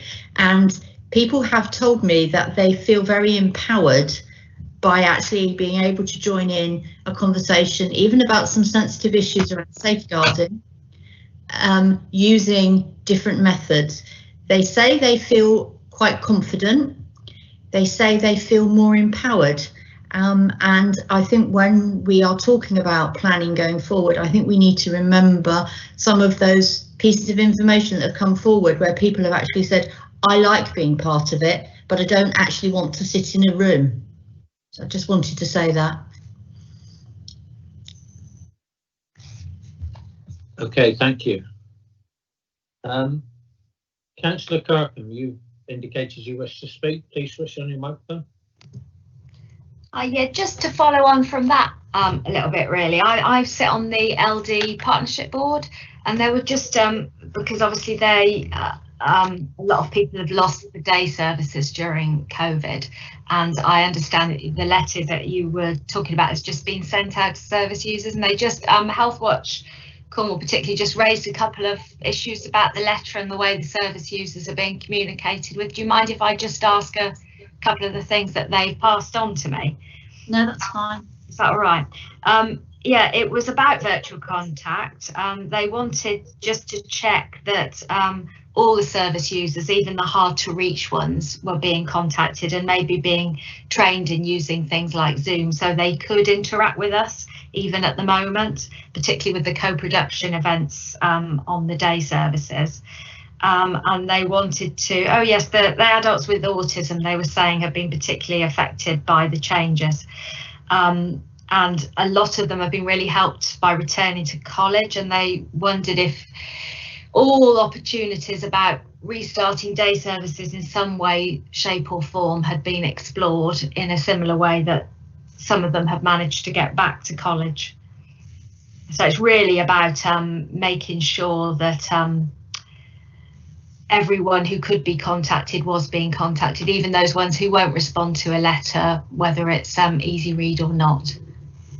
So the team are phoning around people routinely and have been for the entirety of the pandemic because we knew that people would really struggle without their day-to-day contact, and we have that sort of outreach service has evolved over the period. The opening buildings is really, really difficult, and it's really difficult. So it's difficult for a number of reasons, but we've got service users and people who provide the services who fall into vulnerable user categories.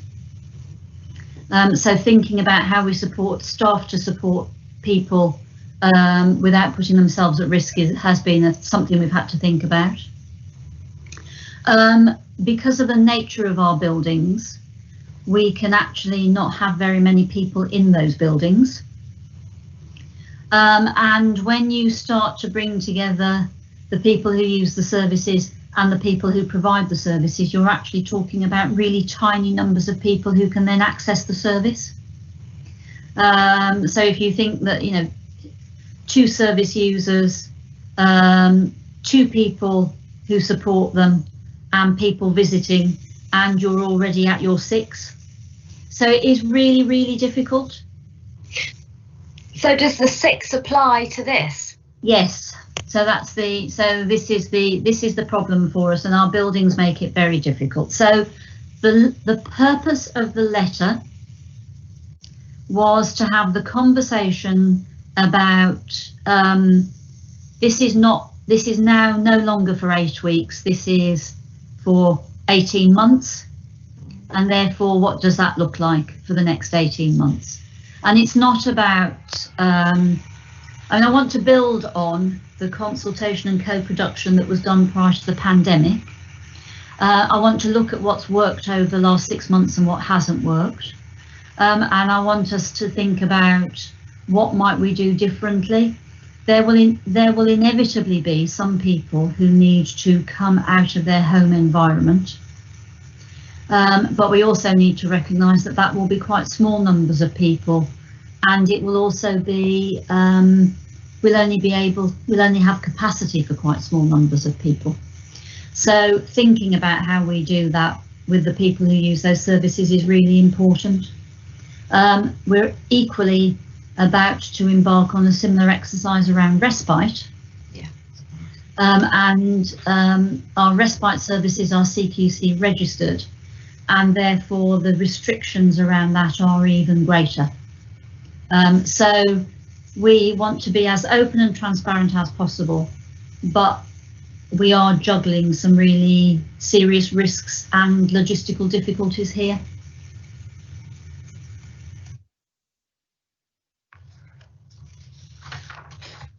Okay, thank you. I have no further speakers. I don't know whether anybody in the committee would, hang on. Barbara Allenbrook, Councillor Allenbrook, please. Thank you, Chair. Sorry about that. Spoilt your day then, didn't I? It was just really following on from what Councillor Kirkham said, because in actual fact, I'm a member of the Carers Partnership Board, and on that board at the meetings I've been at, there is a great deal of concern amongst carers about the lack of day services. And part of that is because it gives those carers some respite. Now, I understand the difficulties that we have, but I do think that we need to think very carefully about the knock-on effects of not providing day care or day centres. It's not just the individuals that are attending, it's also their support network that get a break, that are not currently getting that break. And, you know, I don't know what the answer is, but I think there needs to be some thought about this. Thank you. Okay. Helen, do you want to reply to that? Or yeah, so Councillor Ellenbrook, you're absolutely right, and I equally am really concerned about carers. If I was doing a risk assessment at the moment, carer breakdown would be pretty near the top of that list, which is why we are looking again at what do we need to do to support people, what does our respite offer need to be. And I'm particularly concerned as we head into autumn and winter, because I think it will be much, much more difficult now than it was during spring and summer. And I think that people's experience of the first 6 months will make their concerns about the next 6 months more acute. So I absolutely agree with you.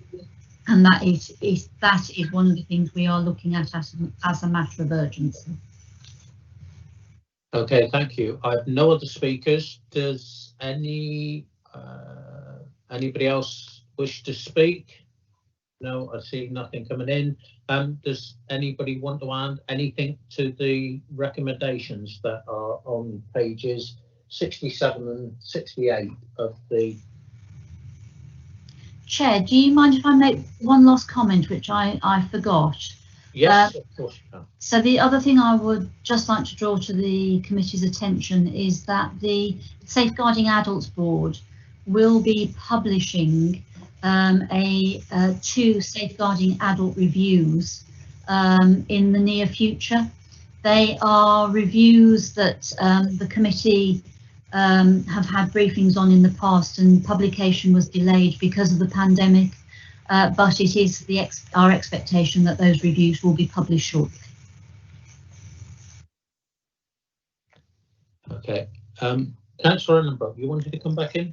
Yeah, yes, Chair, sorry. When you were talking about the recommendations, I think we should actually congratulate the team for the work that they've done. And I don't know whether that goes in recommendation 1 against people like Councillor Pollard and Councillor Martin are much better at this sort of wording this stuff than I am. But I just think we not only recognise, we actually congratulate them on the huge amount of work that's been done. Thank you. Miss Martin, can you add that into the recommendations, or can I try and help out, and then maybe I don't know if I'm seconding what Barbara's saying or whether she's asking me to put some words in and she can test it. So recommendation 1, that members welcome this report and applaud the progress made in meeting the recommendations of the peer review. That members be appraised of the resources of COVID-19 implications in support of that's from the same. And then I wonder if we could add a third statement, that we recognise the progress made in the culture of the department in ensuring transparency and openness around safeguarding issues. Ms. Martin, have you got those? Thank you, Chairman. I'm just typing the third one. I'm very happy to second that if whatever. It's just, I feel we need to acknowledge the huge amount of progress that's been made and congratulate them on their very hard work. Yeah. Okay. You're exactly right, Councillor Annenbuck, and we should note the comments on page 68 at the bottom of the page here from the LGA. Their message was good improvement, keep going.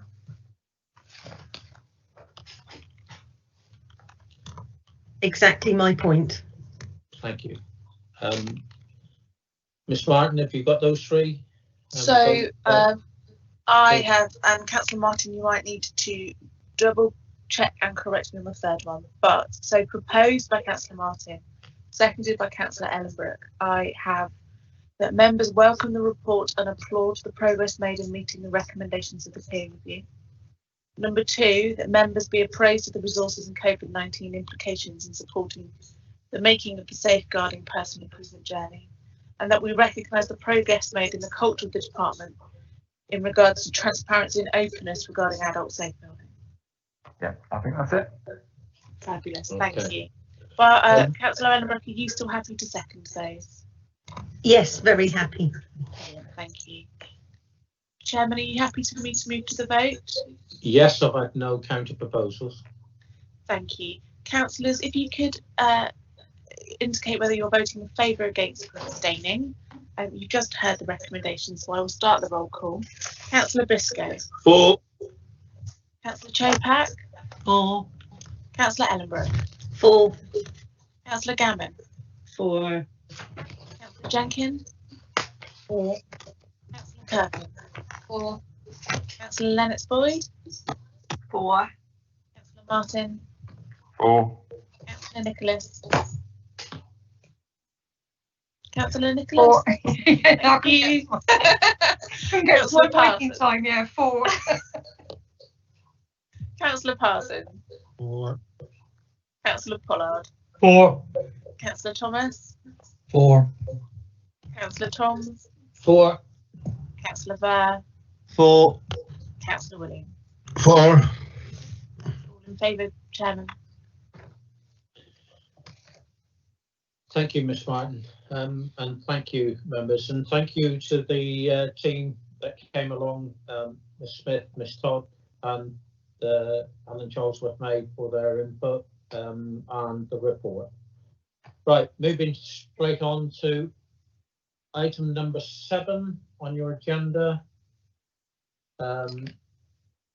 Brilliant Together, the formal integration of Cornwall Foundation, Cornwall Partnership NHS Foundation Trust and the Royal Cornwall Hospitals NHS Trust.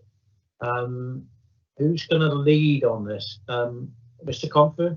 Yeah, so I'll talk it through, and then have the chairs of both organisations, Mari and Barbara, are on the call. So I'll be on my best behaviour, but we'll give you the link to the paper. I'm assuming people have read the papers, so I'll just give the highlights of what we're doing. This for us is about consolidating healthcare services in Cornwall, making sure that we can deliver the best that we can. We've reviewed a variety of different options, including options such as integrating the acute hospitals, and believe that actually now this is the best option for Cornwall to consider. This is the strategic outline case. A full business case will be coming further, and we'll come back to scrutiny once to give you the detail of that. So this isn't the only opportunity for the committee to look at what we're doing, but this is an opportunity for the committee, and what we want to get is your support to say, yes, this is an option that's well worth exploring, and support us to submit our strategic outline case to the regional office. What we're hoping this will do is overcome some of the boundary issues that exist between different NHS trusts and the problems that causes in terms of clinical governance, patient flows, finances across Cornwall, that we hope would be eliminated by stopping having separate trusts and having one trust. The public, I think, believe we are all one NHS anyway and one trust, so often don't understand the problems we have. This development is being supported by our primary care network, so our GPs and the emerging federations of GPs are supportive of this and see this as a vehicle that can help them to develop the PCNs much closer to people's home. We are undergoing further works to link through with Derriford and with our colleagues in Devon. And some of that is through the links with the Peninsula Clinical Services Group, which Kate Shields from RCHT chairs. And at the moment, Derriford are fully absorbed in a piece of work they're doing with Live Well and community hospitals over in Devon. But we hope once they're finished that, they'll be able to engage in more detail with us around what will happen in the east of the county. We're currently going through a process of staff engagement and staff consultation. Obviously, more tricksy because of the COVID rules. But we have had over 2,000 staff now engaged. The use of Teams seems to have opened up the opportunity for people to have a discussion with the trust boards and find out what's going on. And we expect to begin public consultation in January of next year and have several months of public consultation where we engage the people of Cornwall to get their views on whether this is a good idea and how this might work forward. What we believe the merger will support is services being closer to home and through the redevelopment of both trusts, development of more community hospitals, really looking at development of Camborne and Redruth, looking at the Isles of Scilly, and also looking at Bodmin and how those services will develop further. A greater potential for jobs by coming together and opportunities for our staff to work across a multitude of specialties and gain skills across a real range of services. A real support for the primary care networks as they emerge. And the creation of an integrated service that will be able to deal with mind and body and will stop some of that separation that we've had and we've created artificially in our services. It won't distract from COVID and other work that's going on, because actually the COVID work, as we've been doing, working with social care as well, has driven us to work closer together and enable us to overcome some of the historic boundaries. And it will support us as one large provider of NHS services in Cornwall, a greater ability for us to be that anchor organisation within Cornwall, so that actually we can increase our number of apprenticeships, increase our purchasing power in Cornwall, and actually support local people to work and support the NHS locally. What we're looking for is the support from this committee for the submission of our strategic outline case to the regional office that says, yes, this is a good idea that we should explore further. And also reassuring the committee that you will receive the full business case later in next year, once that's completed, an opportunity to comment and amend that accordingly. I think those are probably the highlight points, but happy to take any questions.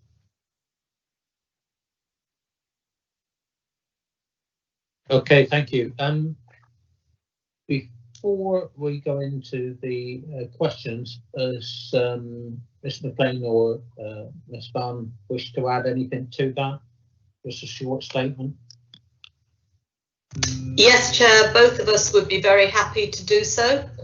I don't know, Barbara, if you want to go first. I'm happy to. You go first, Maureen. Okay, thank you, and thank you for giving us the opportunity. This is something that we're really very excited about, and as Phil said, we don't in any way think it will detract from the other work we're doing. It just feels as if we're basing this work on success on the ground, and it's actually making sense to people, both our staff and citizens. As Phil said, really don't see us necessarily as different organisations, but because we are separate organisations with our separate barriers, I think we sometimes, people sometimes have to tell their story twice, or even more than twice. We don't always get the flow of information and communication quite right between us. And I think we've got some really good examples where COVID has pushed us towards working much more seamlessly together. We already have a number of joint appointments at a senior level, which is proving very, very helpful in terms of explaining why people are being asked to do things differently, and enabling different working. There's an absolutely brilliant example, which I'm going to leave it to Barbara to give you because it was CFT, but Tamsin's example of the lady who fell out of bed and didn't have to travel across Cornwall. I'll let Barbara tell you that. But we've got some lovely examples on the ground of people positively being affected in ways that we think is good. I think the other thing is that for relatives too, to be able just to have one organisation that they need to communicate with when they're worried about people is really excellent. My final point will be working together in a multidisciplinary team does not mean that RCHT will stop doing the acute service or that CFT will stop doing what their specialisms are. It just means that we will focus on what we're really good at and avoid barriers for people and patients. Thank you. Thank you, Ms. McLean. Ms. Fan. Thank you very much, Armand. Thank you very much, members, for inviting us to talk. Basically, one of the things that we have been trying to address is this issue that people in Cornwall have been telling us about through all the work we've been doing through the STP over a number of years now, and that is about wanting their care as close to their home as they possibly can, but with the reassurance that the quality of what they receive is the same across the county, and we've been working very hard on that. So it's about people meeting with clinicians as close as they possibly can do, and it's not about travelling for hours across the county to see people for 10-minute appointments. It is that the consultants, if it's coming from the acute hospital or it's our clinicians in local areas, can see them very close to their home. Now, clearly COVID has pushed these plans and these ideas forward very swiftly in a very short period of time. And we are very keen that we should build upon all of that. We also find that actually there is a lot of synergy between our workforce that we always anticipated would be there, but actually is developing at a pace. So it's not just about us as leaders of the organisations who are wanting this collaboration and integration to happen, it's actually our workforce, because they are clearly seeing the advantages of working with their colleagues in the separate organisations, and that they're training together, they're understanding together, and things are getting more meaningful for them in the holistic sense rather than as separate organisations. The stories of things that have developed, Mari mentioned about the patient that Tamsin Anderson had. The detail of it we can leave, but the essence of it was that somebody did not have to travel vast distances to get the care that she needed. That happened very quickly and close to where she needed it. And basically this is people working as a team, so that there wasn't huge amount of transport involved, and there wasn't separate assessment involved, and there wasn't separate documentation involved. This is all about us doing things once and once only. So I'm very pleased to promote this idea with you that we integrate these two organisations. And I think not only will the people of Cornwall find it easier to make their voice heard, I think it will be easier for us to respond as a singular organisation rather than two separate ones. And all the indications we have thus far in the integration we've already done, safeguarding would be one of the ones I would bring to the fore. That we have already joined together the safeguarding teams, and we have already seen what an impact that can have, and I know that that's one that's been held up as being exemplary by local organisations, and there are others. So the idea that if you're in a local area and a geriatrician will be coming out to see you rather than you having to travel across Cornwall has been something which everybody is applauding, and I wish that we should continue to build on this. So I'm going to stop there, Chair. Thank you very much. I'm very happy to answer any questions that that members might have. Can I just say that I listened to, not all, but a large part of the RCHA AGM, and some of the information that came out there was really good, and I did hear some of what Tamsin was saying, you know, about these, you know, things that were joined up and how they will work together. A good story. I have Councillor Loveday Jenkins is the first one to come in, please. Thank you, Chair. This is something which I think makes a lot of common sense, to actually have one access point wherever it is, and have one organisation. So, you know, theoretically, it should be good. The question that I have is, how will you ensure that culture change happens so that every aspect of the combined trust understands the role and the expertise of other aspects, so that you don't carry on duplicating because different clinicians don't trust other parts of the trust, for instance? I mean, I can give you one example where I had to go to a minor injuries unit.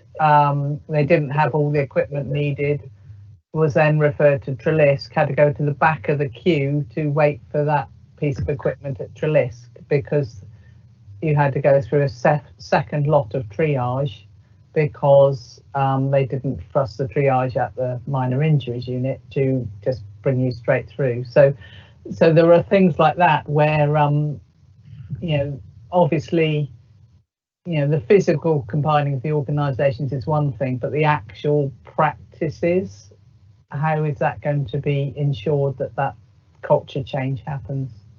So if I can answer that question, so that will happen. There is some work. Culture in a new organisation and bringing two together will be a challenge. There's no doubting that. And Kerry and Adrienne, who are our directors of HR, will be working on some of that. But we've had some really positive planning events with sort of 50, 60 staff, and these are clinical staff, looking at actually how to plan services, how urgent care should be laid out, exactly how you're describing, Loveday, in terms of how they should work together. And part of the tensions about why you end up going to the back of the queue after the MRU has triaged you is because they're separate organisations, so they don't necessarily have access to all of that information in one go. And we have separate insurances and we have separate liabilities and separate CQC registrations. So you have to repeat it for your organisation just to make sure they were right, because if they were wrong, then you'll get hung over the coals for that. So in a sense, the RCHT clinicians were almost forced to do that by the way that we're structured. If we were one organisation, the intention would be that then would mean you could go straight forward, and if MRU example had suggested that you need a CT scan or an X-ray, you'd go straight to that. You wouldn't have to go back through being triaged in ED and sorted that out. But while we're separate organisations, the governance rules say no, you have to do it that way, and that's the governance rules imposed on us to a degree from outside. So I'm sure and we've got Councillor Veer there, but I'm sure the ED clinicians don't necessarily like having to do things twice, but we are forced into that situation by the organisational structure. And I think it's structures we as the NHS have created. And what we're trying to do in Cornwall now is say, actually, let's break down some of those structures and do the right thing for people. Thank you. I think that's helpful. Can I also just point out that page 203 in the report is not really readable, so perhaps we can have a copy of that, maybe. Yeah, no, I'll arrange that. That was a secret plan, but obviously we'll make sure you can read it really. Okay, thank you. Councillor Jane Kirkham. Jane, switch on the mic, please. Yeah, I have. Thank you very much for that. Yeah, thank you for the report that I've looked through. Just, I mean, a lot of it will come out in the detail, I guess.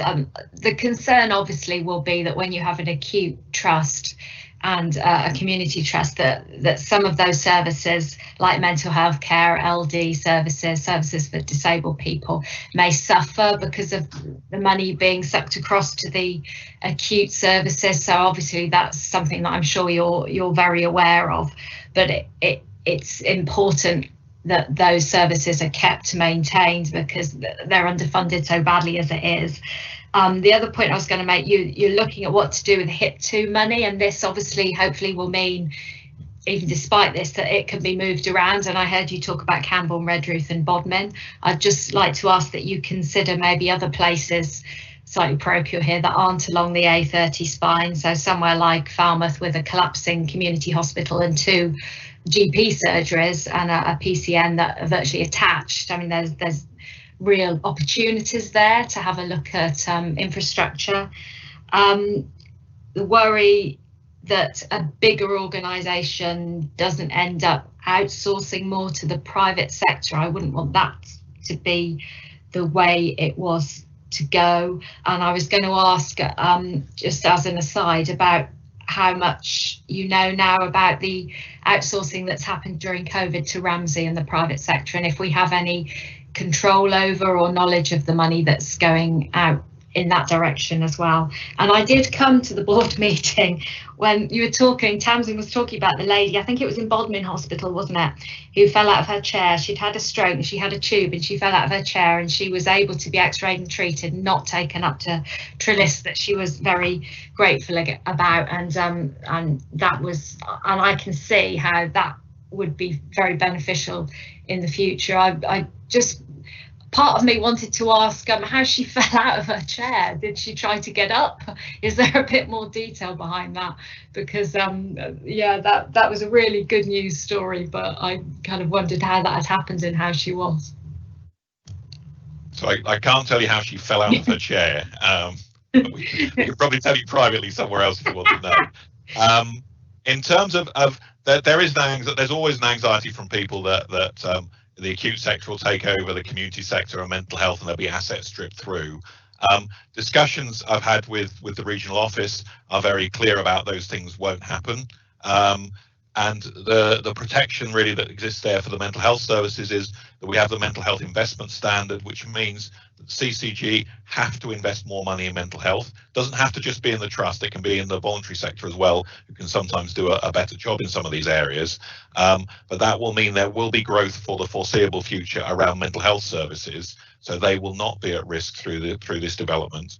And in terms of community services, we're involved in what's called a urgent care response accelerator, which guarantees an increased investment, again, faster than normal in terms of our community services development, which is why just recently we've started 30 nursing associates into training to work in community services, and those are giving us an investment, and those are being externally audited.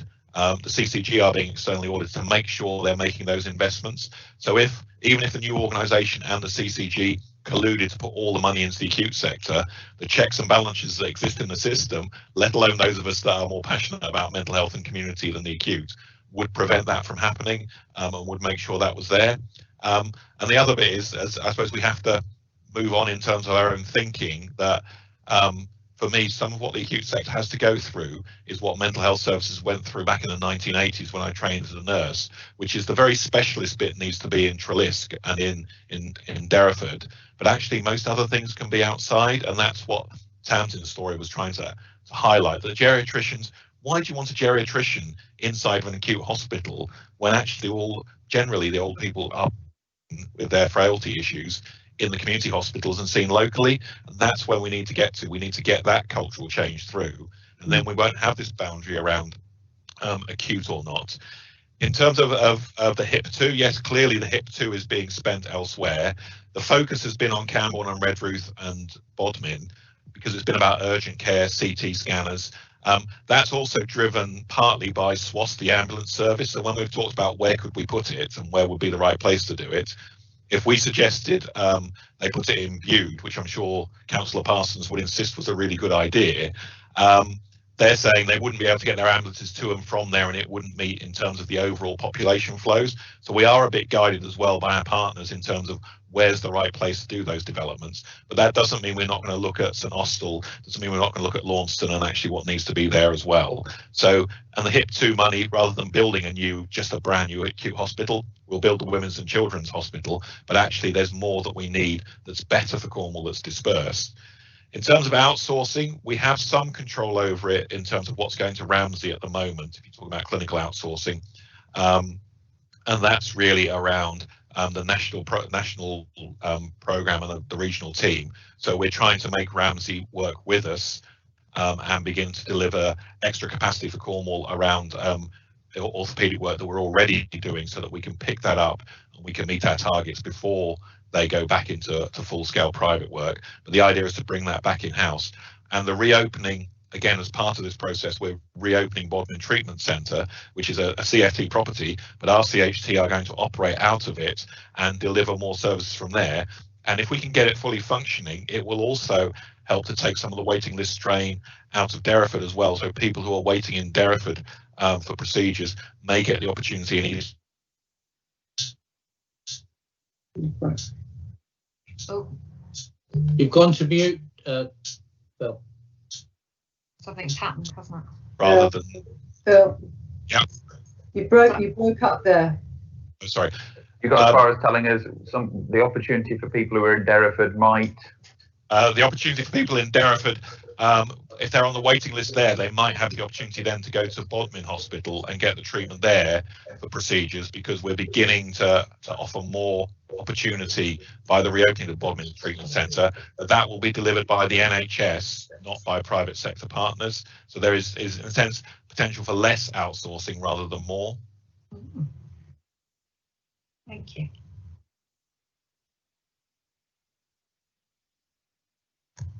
Thank you. Thank you for that. Colin Martin. Colin, remember to switch your mic on. Thank you. And if you can remember to switch yours off, then I won't get an echo when I'm talking. Cheers, Armand. So yeah, I think that other people raised some of the concerns. You recognise the danger of the acute hospital sucking up the resources.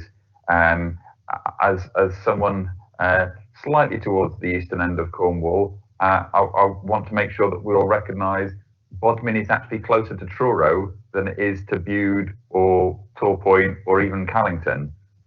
So we need to make sure that we've covered the whole patch. And I very much support the removal of barriers between organisations, but we still need to remember that this even bigger hospital trust needs to be working closely with GPs and social care. And I hope that as you're busy knocking down the barriers between yourselves, you don't inadvertently end up with bigger barriers to everybody else. So some people have raised concerns about the idea of an accountable care system and an integrated care system, as they're now called, and how it might end up with one big contract being given out by NHS Kernow and Cornwall Council to one big super provider who then subcontracts everything else out beneath them, and that there might be a lack of democratic scrutiny of that, or that you might get sort of landed with an impossible task of delivering the service on an impossible budget. So I just wonder if you can help us to understand either how this process is separate from that, or how being one bigger, stronger organisation could protect us from some of the possible downsides of that type of commissioning. Whereas if Virgin Healthcare comes in to try and take the contract for all the healthcare services in Cornwall, that a stronger public sector united organisation might be in a better place to fight that off. I think you just answered the question for me. It would be a stronger public sector provider would be in that situation. I think this is not the integrated care system. That's something separate from this. This is about NHS providers of services, almost and in some ways going back to where we were back in the 1980s and early 1990s, before the introduction of NHS trusts, of having one NHS provider that covers Cornwall and district health services. It's it's not a threat to anybody. There are models around ICSs, around alliance contracting that brings groups of providers together. But I think as well, what's key in this, and you highlight that, is the primary care networks, as they develop, will be a real driving force for change, because they're really local, they're in small population bases, and they'll drive this through.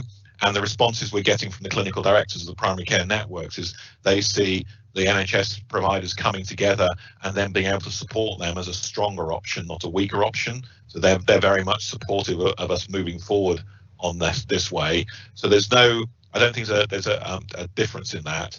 I think ICSs will develop over time. We don't know what the governance will be for ICSs, and we don't know whether what they'll do. Cornwall is moving forward to bid to become an ICS, and that's approved by the region, but that's not a legal entity without primary legislation.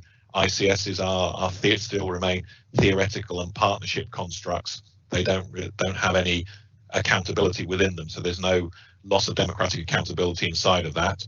I could argue that as a combined NHS trust, it will be a foundation trust, and therefore will at least have governors and a membership to it. So there's a greater democratic reliability approach in that, given that the FT model in part was based upon the cooperative movement that was trying to get people to have ownership of their local health services.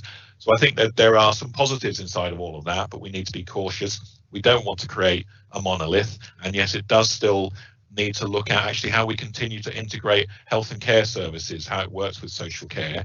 And I think, as was discussed earlier, we're looking at it as separate organisations, but coming together will be easier. How we provide additional training to the care home sector, how we look at our nurse recruitment, and make sure we train nurses not just for the NHS but for the care sector as well, and for primary care. And there's a real appetite for all of us to come together.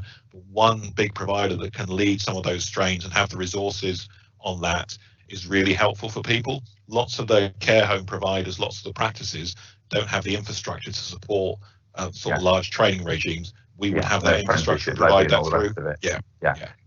Two thoughts to leave you with then. One is that I hope that this doesn't just mean more money flowing out from the centre towards community hospitals, but also out to communities, community centres, community health and wellbeing hubs.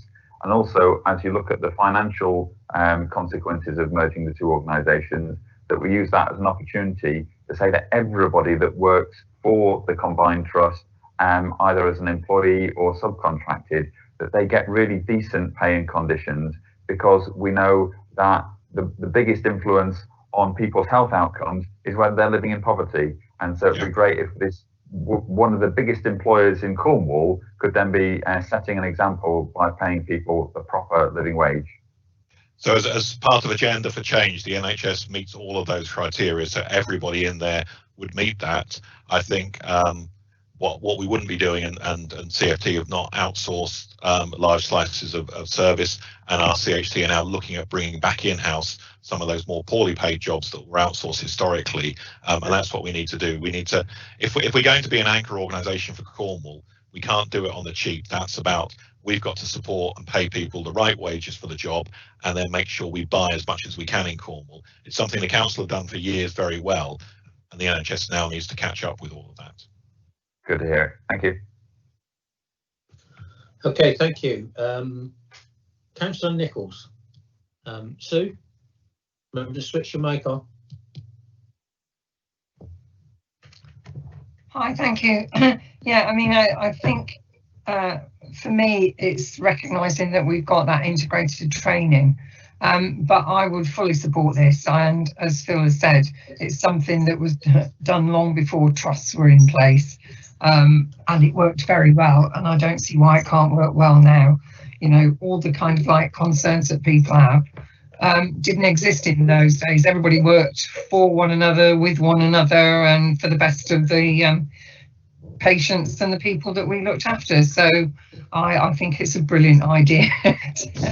We should have thought of it a long time ago, Phil. Thank you. Thanks, Sue. Okay, thank you, Councillor Nichols. Councillor Andy Barr. Andy, switch on your mic, please.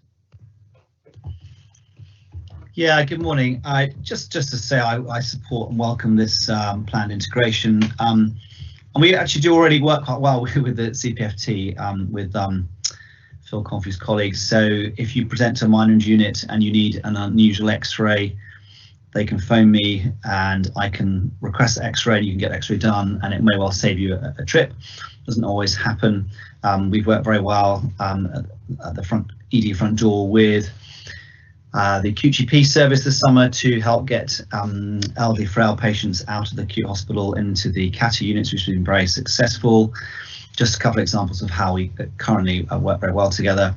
I think what this will provide will be even more of those closely working relationships, new pathways, and also better governance as well. So one of the things at the moment is if these systems don't work very well, we don't have set up meetings with our partners in other organisations to thrash things out, and I'd assume that would flow with the single organisation.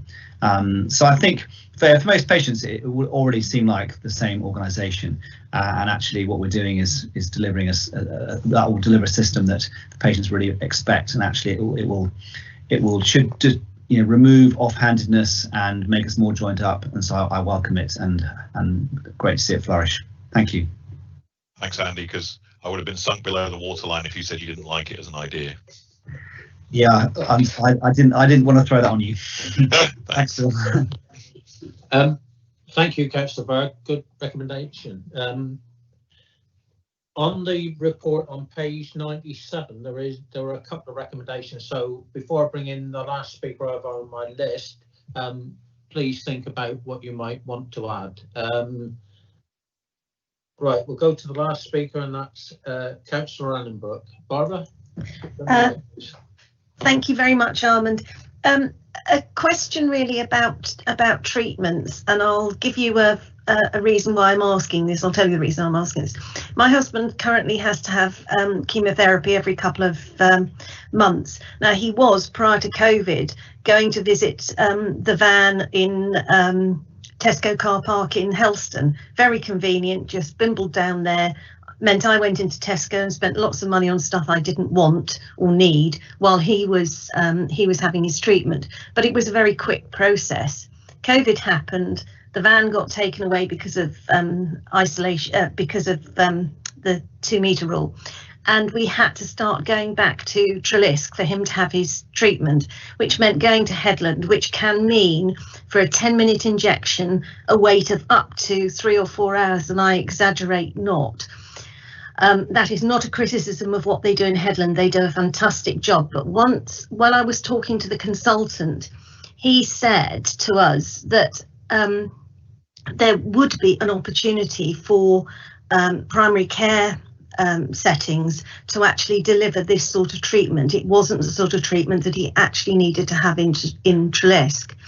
And my question really is this: as part of all this amalgamation, are you also starting to work with your primary care networks and your presumably larger GP practices to start doing this sort of work, so that people can access that sort of basic care, but much nearer to home? He did allude to the fact that I think he said in St Austell, the practices in St Austell actually do quite a lot of blood transfusion work and stuff like that. And it just kind of, is this something else that will fall out of what this plan is?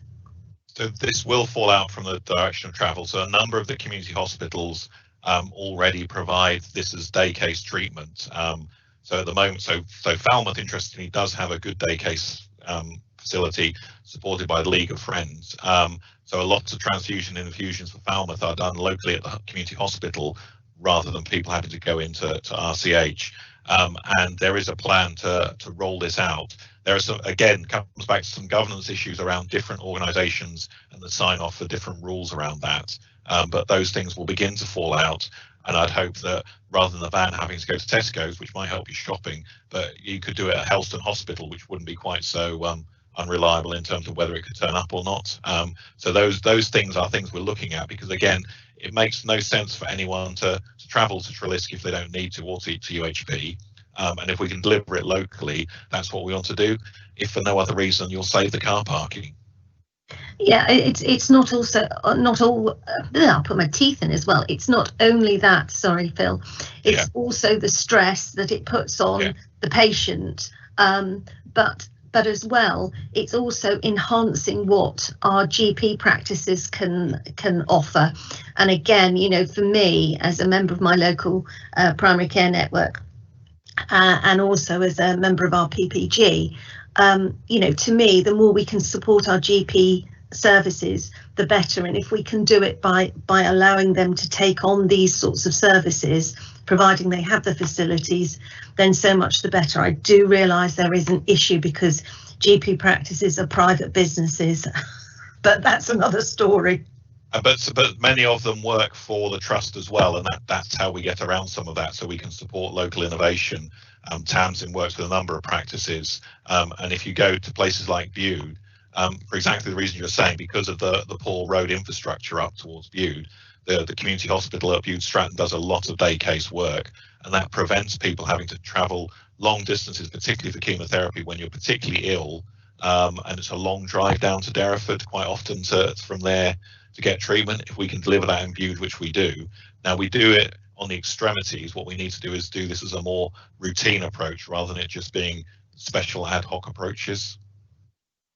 Thank you, Chair.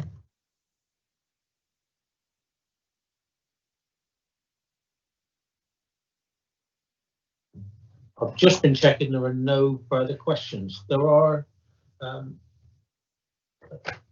some recommendations on page 97, and you know, I've had nobody comment in the message board about anything to add, so I would like to add that we look forward to further, as item 3, we look forward to further reports to Health, Adult Social Care Overview and Scrutiny Committee, so that, you know, it's noted in there that we would be delighted to receive further reports.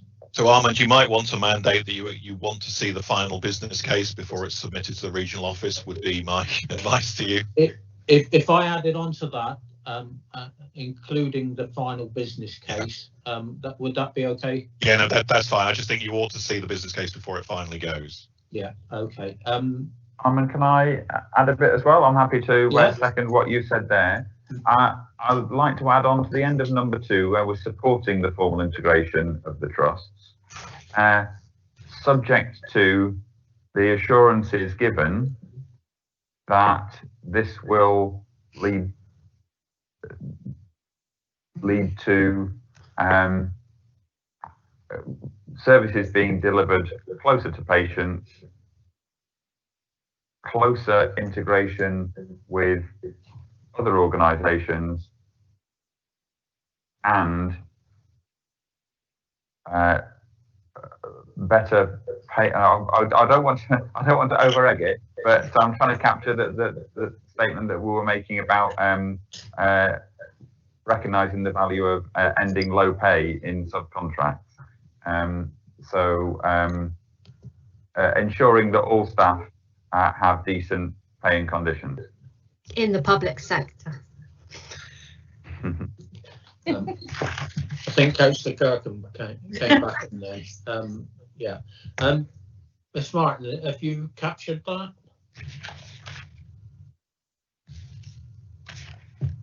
Leanne, you're on mute. Just typing.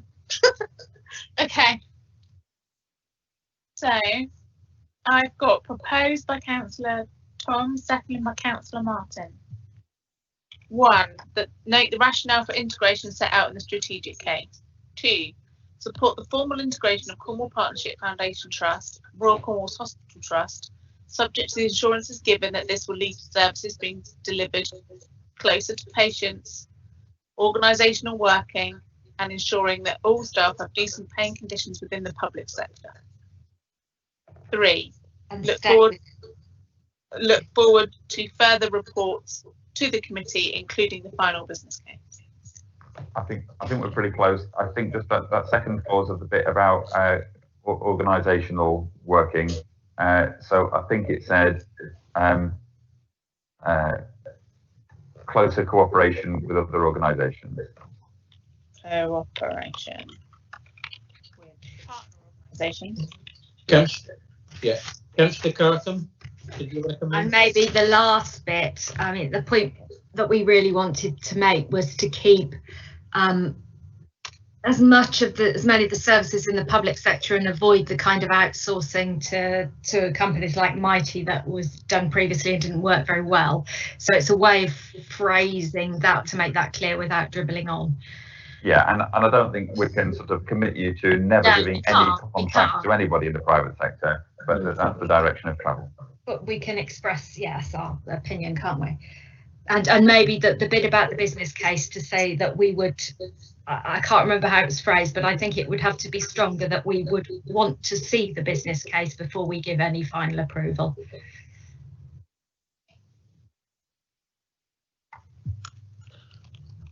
Councillor Farr, you've just indicated you wish to speak. Yeah, just to follow up from what Councillor Kirkham said. I mean, I will fly all the flags for the NHS providing all the services. But just to be fair to the conversation we've had, we haven't actually debated the pros and cons of private providers in the makeup of this integration. And actually, what we've heard is that the large private provider Ramsay has actually helped the NHS out during the COVID by providing COVID secure area for elective surgery and for cardiology. So I think perhaps leave that for debate for another day. May all be on the same page, but I think just to be fair to the discussion, that has not been something we debated or a paper that's been presented to look at the pros and cons of that within the county. Is that right? Yeah, okay, thank you, Councillor Barr. Councillor Nichols, you've indicated. Yeah, just to come in, I agree with Andy, and you can't set those kind of guidelines if we haven't had that debate. And also, pay rates are quite often nationally set, so I don't think you can hold people to any specific pay rates either. So I'm trying to think of the way to just finish the end of that second clause that shows that we are we've had an assurance that terms and conditions for everybody working in and for the organisation. So in other words, that's kind of including any subcontractors, have terms and conditions that are in line with national recommendations, maybe, or in line with NHS standards. Phil, can you help us out with a phrase that you get the gist of what we're trying to say, but we're not You're trying on to mute, tie your hands? So I get what you're trying to say. So all NHS staff will be on agenda for change terms and conditions, and that we would expect to try to maintain. We would maintain people within within agenda for change terms and conditions. That would mean that they would get a living wage. That we would expect the agenda for change to apply to everyone that works for the organisation, not just those directly employed. Including, yeah, those employed by contractors. Okay. Miss Martin, have you got all that? I know it's been a bit of a mishmash, but have you got that? Yeah. So what I got, so this is just for 2, recommendation 2. Support the formal integration of Cornwall Partnership Foundation Trust and Royal Cornwall Hospitals NHS Trust, subject to the assurances given that this will lead to services being delivered closer to patients, closer cooperation with partner organisation, and ensuring that staff that work in and for the organisation have agenda for change conditions. I think that's near enough. That sounds okay to me. Okay. Okay. Thank you, everyone. Okay. No further changes. Councillor Toms, you're happy with that amendment? Yes, I'm happy with that amendment. Okay. Councillor Martin, you're happy to continue to second? Yeah. Okay.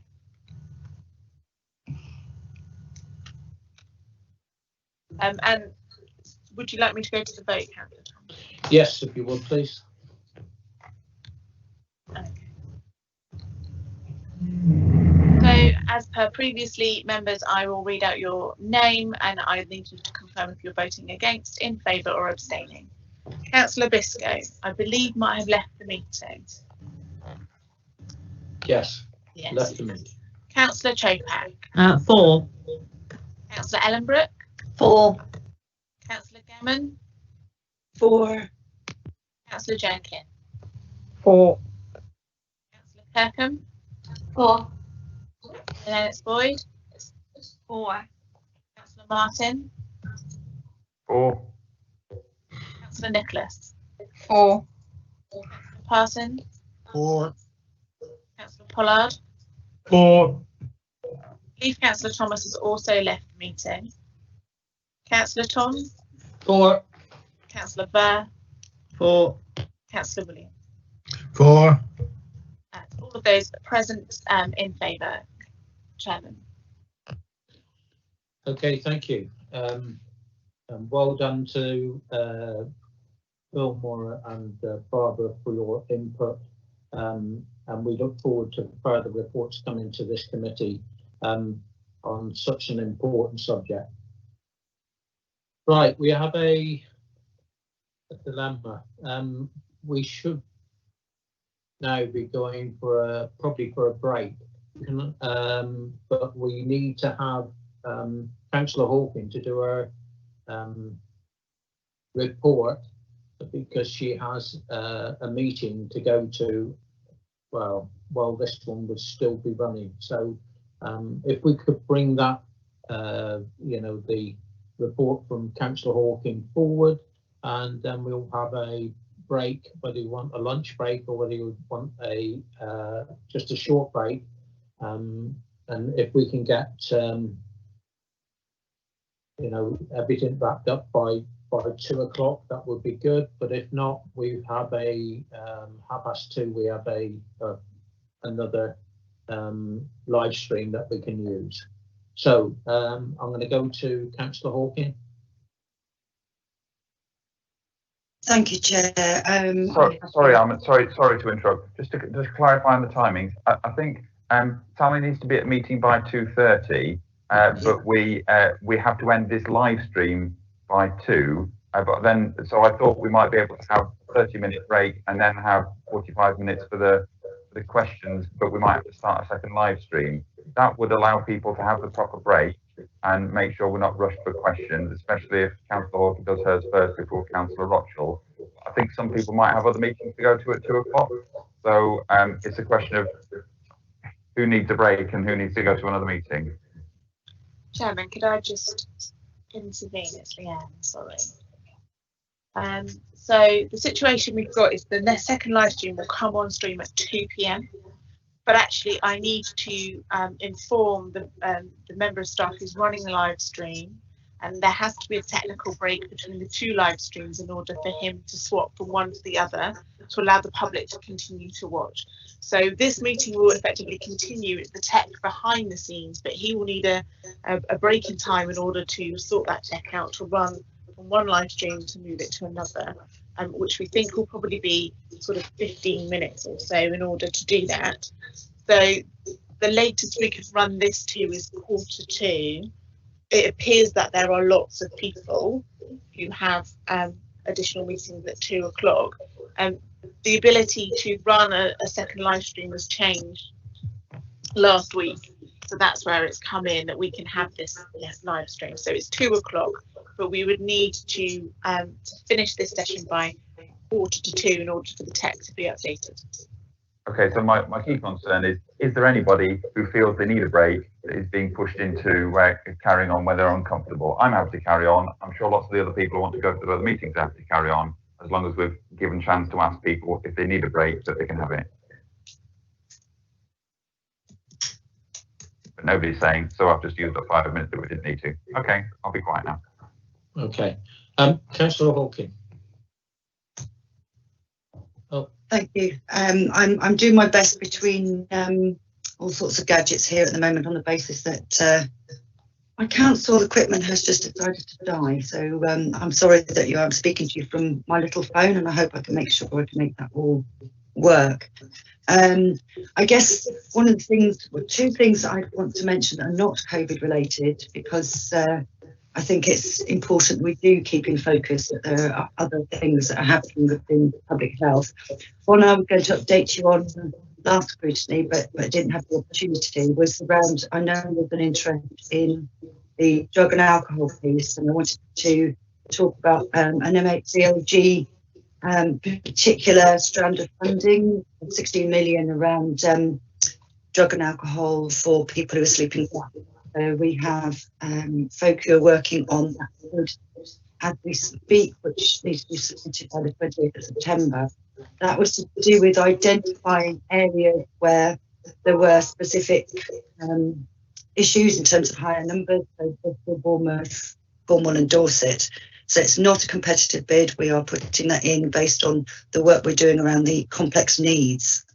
So that was a piece of information, because I know that that's something this committee are interested in, and I think it's scheduled that next scrutiny that you're looking specifically at things related to that. The other thing would be to say suicide prevention. I think that what we'll try and do is pull together all the information from the Suicide Prevention Week that just took place, because I think councillors here would be very, very interested in a lot of that. It was really, really fantastic, very well presented, very well attended, lots of virtual meetings, in particular stuff around physical activity and mental health, and the Innovation Fund projects were particular highlights for me. But I think that, you know, there will be PowerPoints that are associated with each of the presentations that went on throughout the week, which you might be interested in. Have a look to see whether they make sense outside of the workshops, and see whether we can get some of that information out to you, because unfortunately suicide prevention is something that we need to have on radar all the time. In terms of the report that I submitted to you all, it's kind of already out of date, which I suppose is what happens in the world we're in. So when I talked about the alert protocol for key stakeholders, which includes councillors, that would, at that time, it was talking about workplace settings, care homes. We have today instigated the same sort of process, but for school notifications. So that's playing out as we speak, that people are getting those notifications to say that there has been a confirmed case in a school in their area. What else have I scribbled down? Okay, clearly we're aware of cases rising. You talked about that at the beginning of the meeting in terms of the two larger outbreaks that are a contributing factor to that. So we'll see that rise further. We'll also see our positivity rate go up, and in part that's around the additional testing that is happening because of those outbreaks, but it will also be part of the work that we're doing, that we were talking about in full council yesterday, around the urgent testing email. Because if what you imagine is happening is that there's a triaging going on at the point where people are saying, I need a test, we are putting forward to test those people who sound absolutely most likely to be positive cases. So there will be an effect on our positivity rate. But as always, would say that in comparison with national, this still remains low. I'll take the opportunity to say again, I can't say enough, what a strong, dedicated public health team we have. We are well placed for the situation we're in. Not everyone in the country has a public health team which has the range of expertise in terms of infection control that we have here, and they are working extremely hard. And I, just take the opportunity to mention that.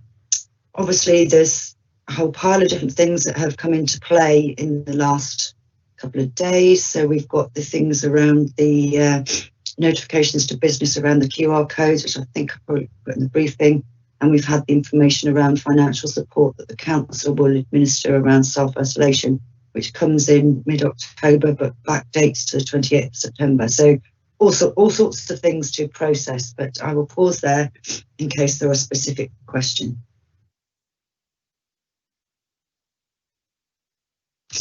Thank you. Councillor Annenbach, you were first on the list. Thank you very much, Chair. And could I say thank you, Councillor Hawkin.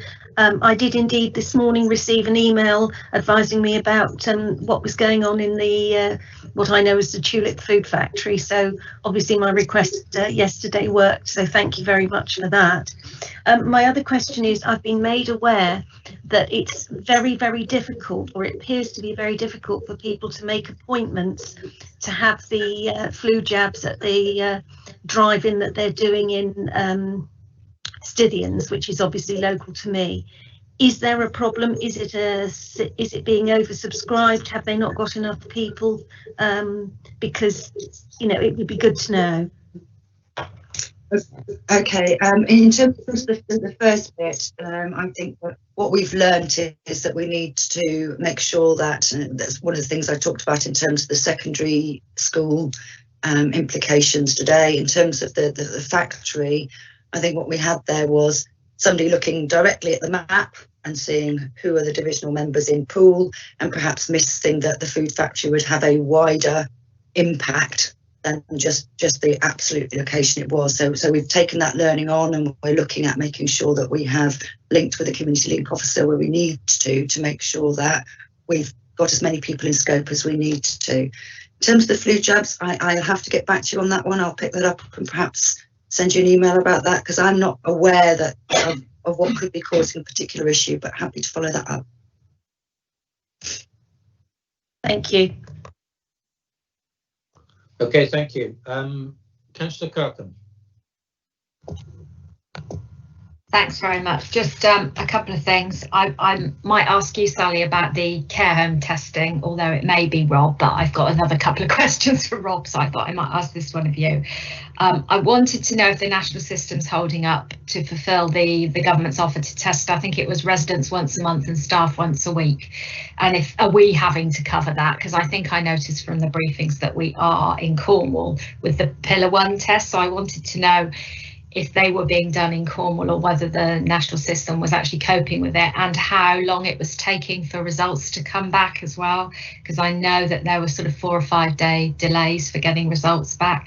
And the other thing I missed, because there was an echo, I missed what you were saying about drug and alcohol treatment in Dorset. So could you just maybe repeat that very quickly for me? And I was going to ask about the if we end up going into another lockdown. I know in the first one there were problems with Ad Action giving people their scripts, and they had to give them large scripts at once, and that led to the danger of overdoses and things happening. And I just wanted to check that that wasn't happening, or wouldn't happen again if there was going to be another lockdown. Okay, so there's so much there. I'm likely to have forgotten some of those bits.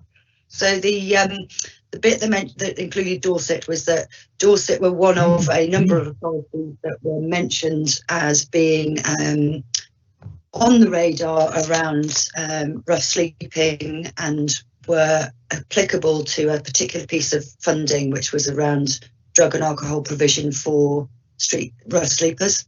So we have been working on our bid to that pot, and I guess I was trying to make clear that the pot is not one of those competitive bids. It wasn't something that we were doing a lot of hard work on and we might not get.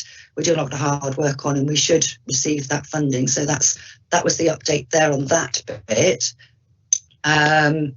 In terms of care homes and testing, that was part of your questions, wasn't it? So I know that we are. There are some delays, I understand, in terms of the results coming back, but we are checking in with care homes weekly around that. So I could potentially.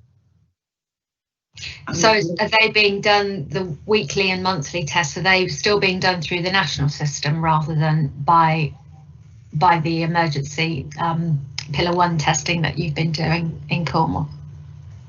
Care homes Pillar 2, I think. Rachel's nodding, but she could come in there and particularly get some detail on that. Yes, just to confirm, they are being done through the Pillar 1 testing programme, but any visiting therapists who aren't covered through that programme are being tested through Pillar 1. So there's where that's urgent and hasn't been able to be done. But the routine programme is testing dementia care homes and under 65. So I've got a printer going off. Yeah. And does that apply to domiciliary care workers as well? So that's an offer through our local Pillar 1 testing. There's no routine dom care testing programme up now, and I'm not intended to be, as far as I'm aware.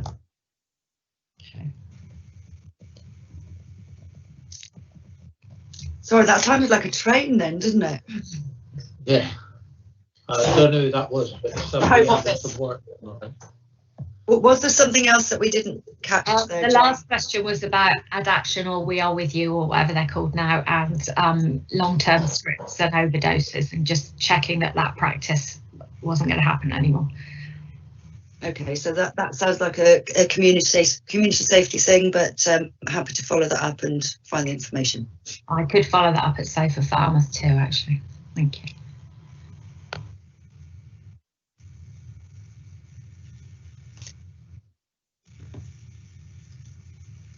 The chair has disappeared. He's back.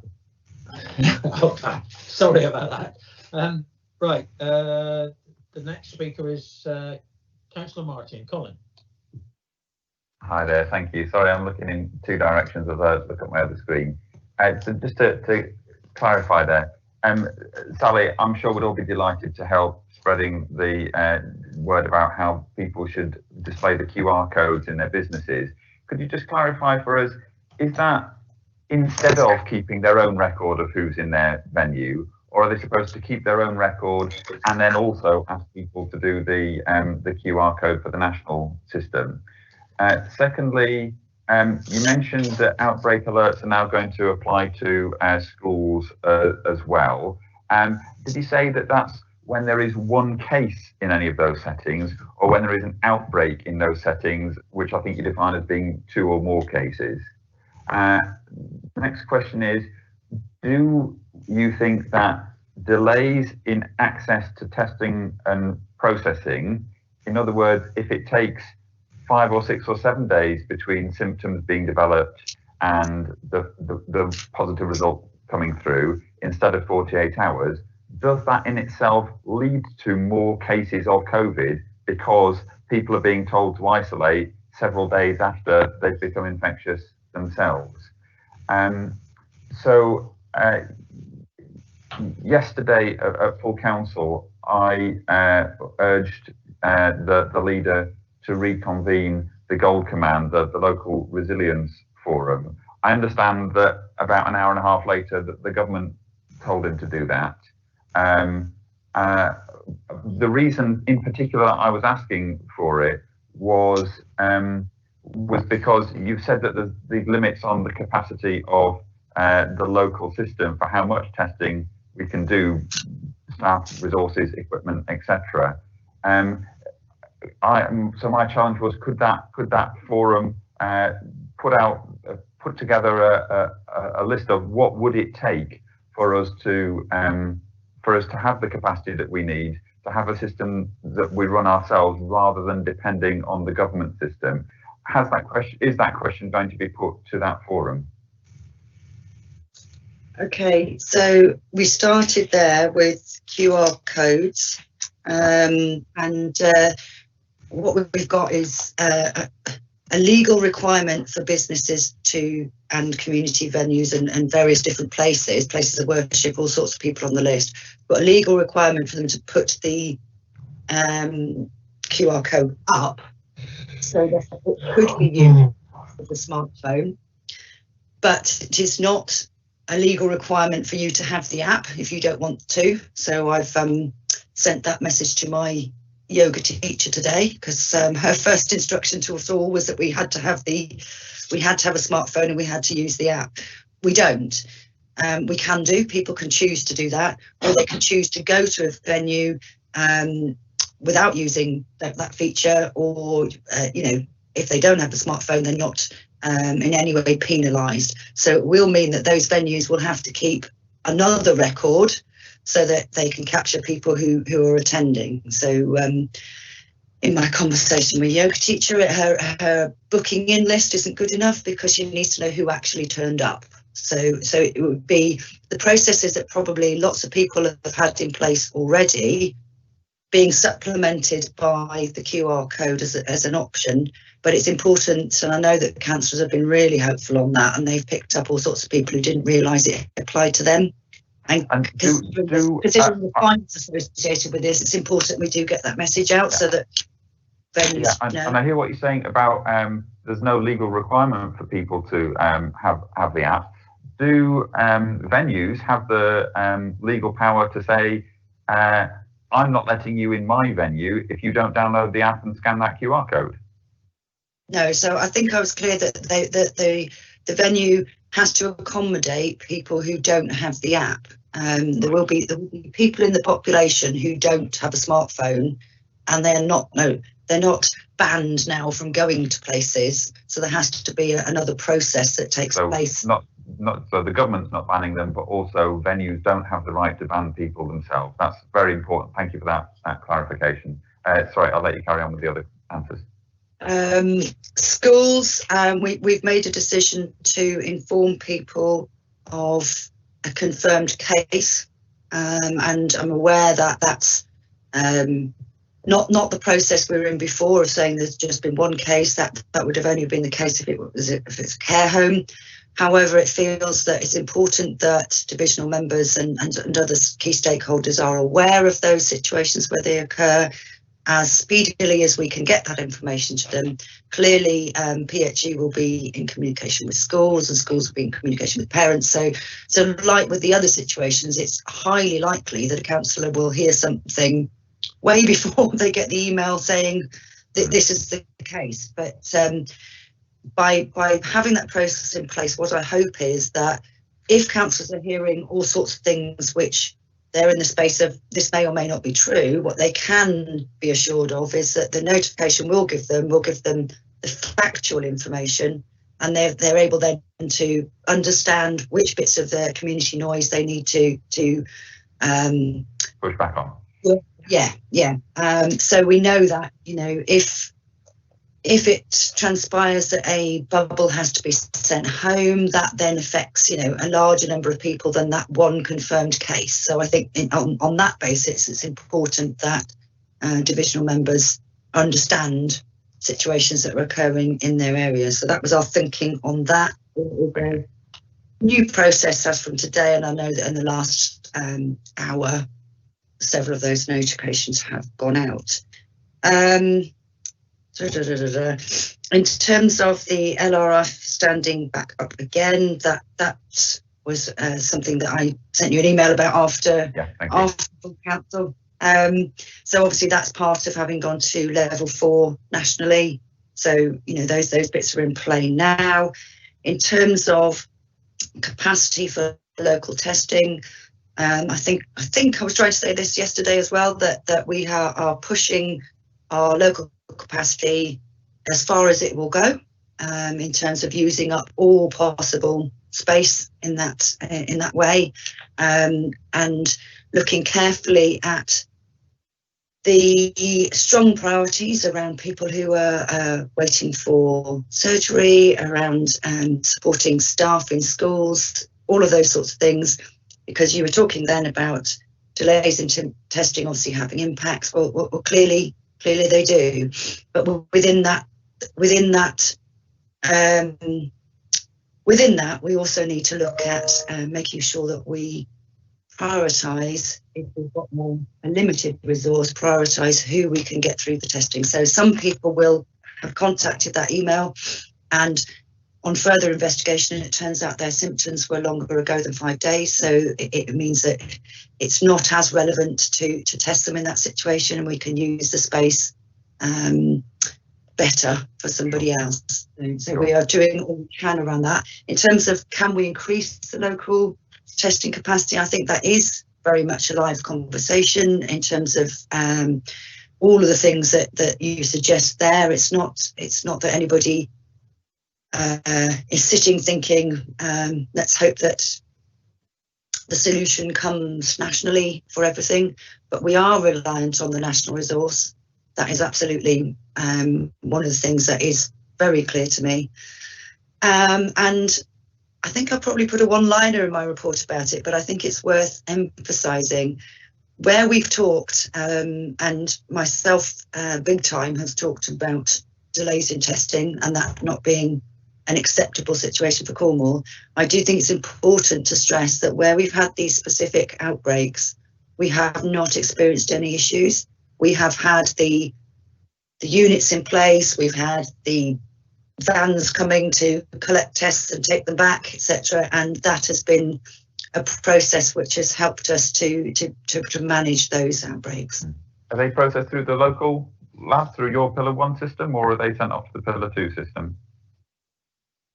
I think that's Pillar 2. So I looked for the breakdown for our latest cases, and I think live on the website today will be 83 cases, 14 of those are Pillar 1, 69 are Pillar 2. Okay, I think Rachel's got a hand up as well. And Rachel, I was getting a bit confused on your answer to Jane's question as well. For most people having their weekly, the care home staff having their weekly tests, I thought they're being sent off to Pillar 2 as the standard thing. I think you misspoke and said that it was Pillar 1, but so thank you for clarifying. Mostly they're going to Pillar 2. Just to clarify that, Colin, it was that they are going through Pillar 2, but where there is therapists, people visiting care homes who are not included in that round of testing, they will be done prioritised through Pillar 1 to help ensure that doesn't stop. Yeah, I thought that's what you were trying to say. I just don't think that's quite how it came out. So thank you. I'm clear now.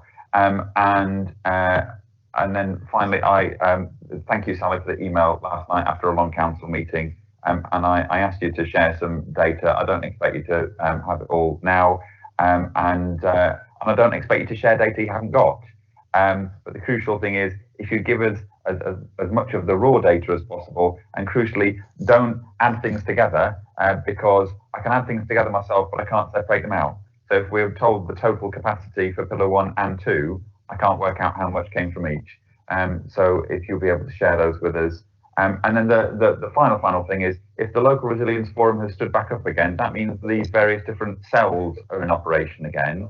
And does that mean that we'll be having key members being briefed once a fortnight on the activities of these cells while we're at level 4? And will testing and tracing be a cell that key members have a briefing on this time? Because through the previous standing up of the LRF, there was no testing and tracing briefing. So I'm sure. Colin, can I stop you there, because there's one question left to go, and then we've got to get off because they need that 15-minute break. You know, can you pick that up in a bit with Sally? Yeah, I'm happy to forward information about what the standing up of the LRF means for us as councillors, following on from this meeting. Thank you. Thanks, Sally. And Rachel, thanks for all your hard work. Loveday, just the very last question. Just a quick one, please. Loveday, yeah, somebody else. I'll do it very quickly. It's on behalf of Sue Nicholas as well, who's had to go. And it's about the strategic use of testing, I suppose, and where hospitals, in particular, she's raised our RCHT, and I'd like to know what the situation is with Derriford, are asking patients to have pre-op tests. They have to use the government booking systems, which means sometimes they don't get their results in time for their admission. Why can't the hospitals themselves organise those pre-op tests? So I know that that would be a priority under that urgent testing system. Whether there's a way in which that could be done differently, I don't know whether that's something that's in scope, so we'll be able to detail. Yeah, it was just that I do know that the Pillar 2 was responsible for rolling out this approach nationally. So it was a national decision to do that. Unfortunately, timing exactly with the increase in demand from lots of other routes. So at the moment, yes, Pillar 1 is helping to meet that demand, and we've raised all the feedback that we did receive from members of the public, particularly. It did highlight these issues, so we fed that back and make sure that they're part of that prioritisation system.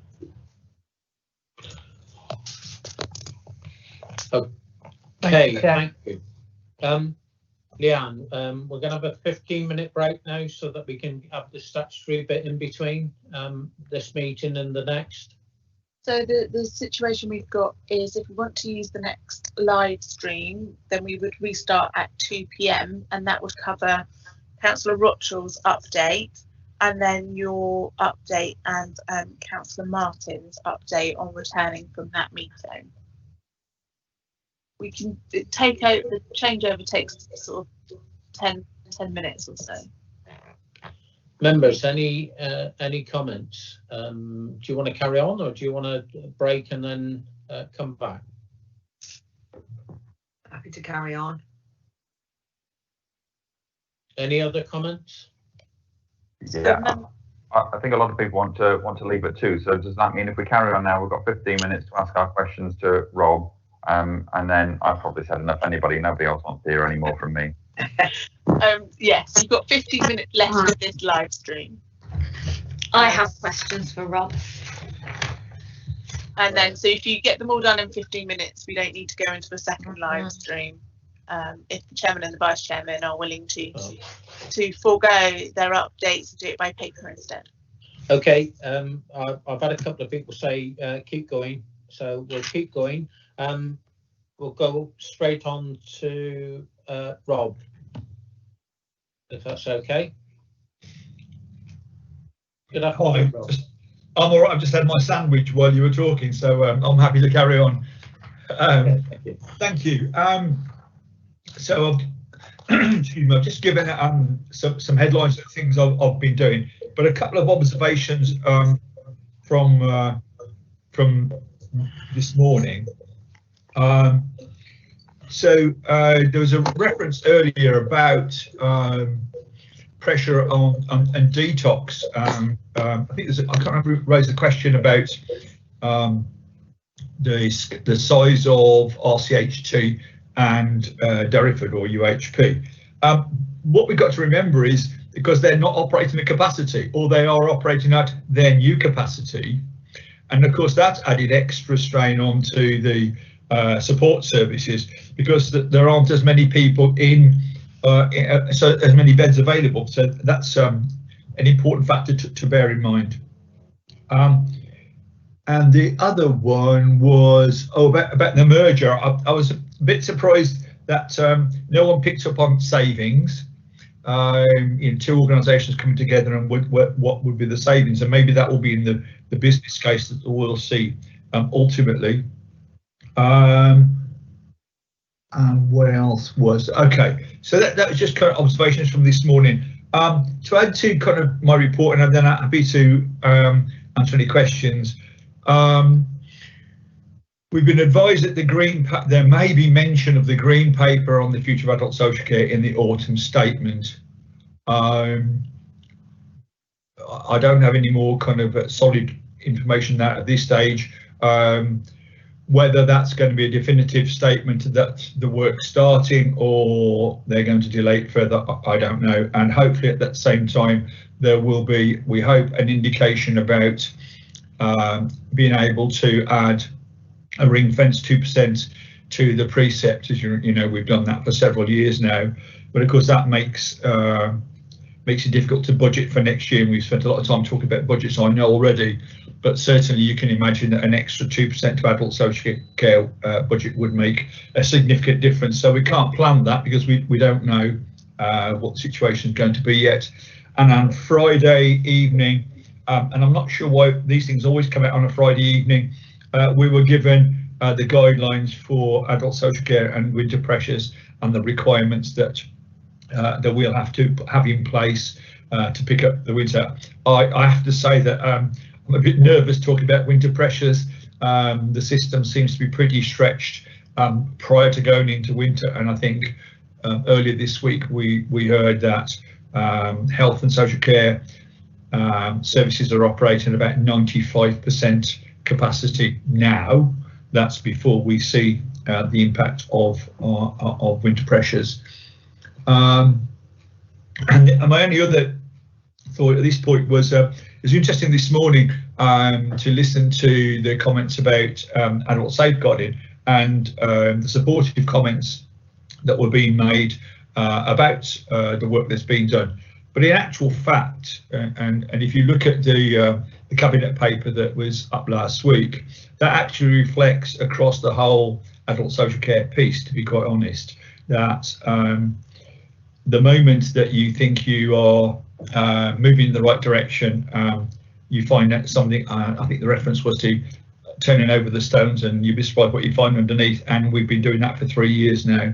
And even to the point where the numbers and the figures that were being worked on by finance were at odds to the numbers that we are working to in adult social care. So it's taken 3 years to get to a point where both finance and adult social care agree on the activity numbers and the finances as well.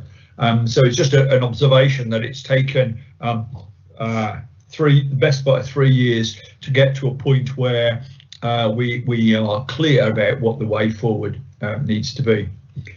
And the only other thing is on my brief report, I talked about Trafula Care Home, and it's a good news story. As you all know, that Trafula was in a precarious position prior to us taking it over. Certainly the CQC were very concerned about not only the environment but the care, etc. The latest interaction with CQC is that they have no intentions of returning to Trafula in the near future. They're more than satisfied with the improvements that have been made, not only in terms of the infrastructure of the building itself, but also in terms of the care and the way that residents are being looked after.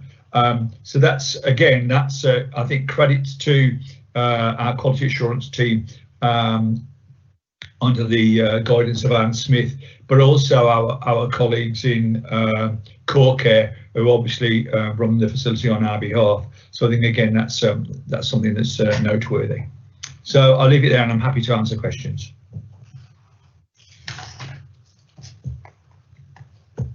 Councillor Kirkham, can you keep them brief? We've only got 7 minutes. I know. Okay, I'll try. First question, pay in adult social care for COVID absences. Are there still some providers who aren't paying full pay in COVID absences, and will they now be covered hopefully soon, I think, by the government's new scheme on that? Do you know?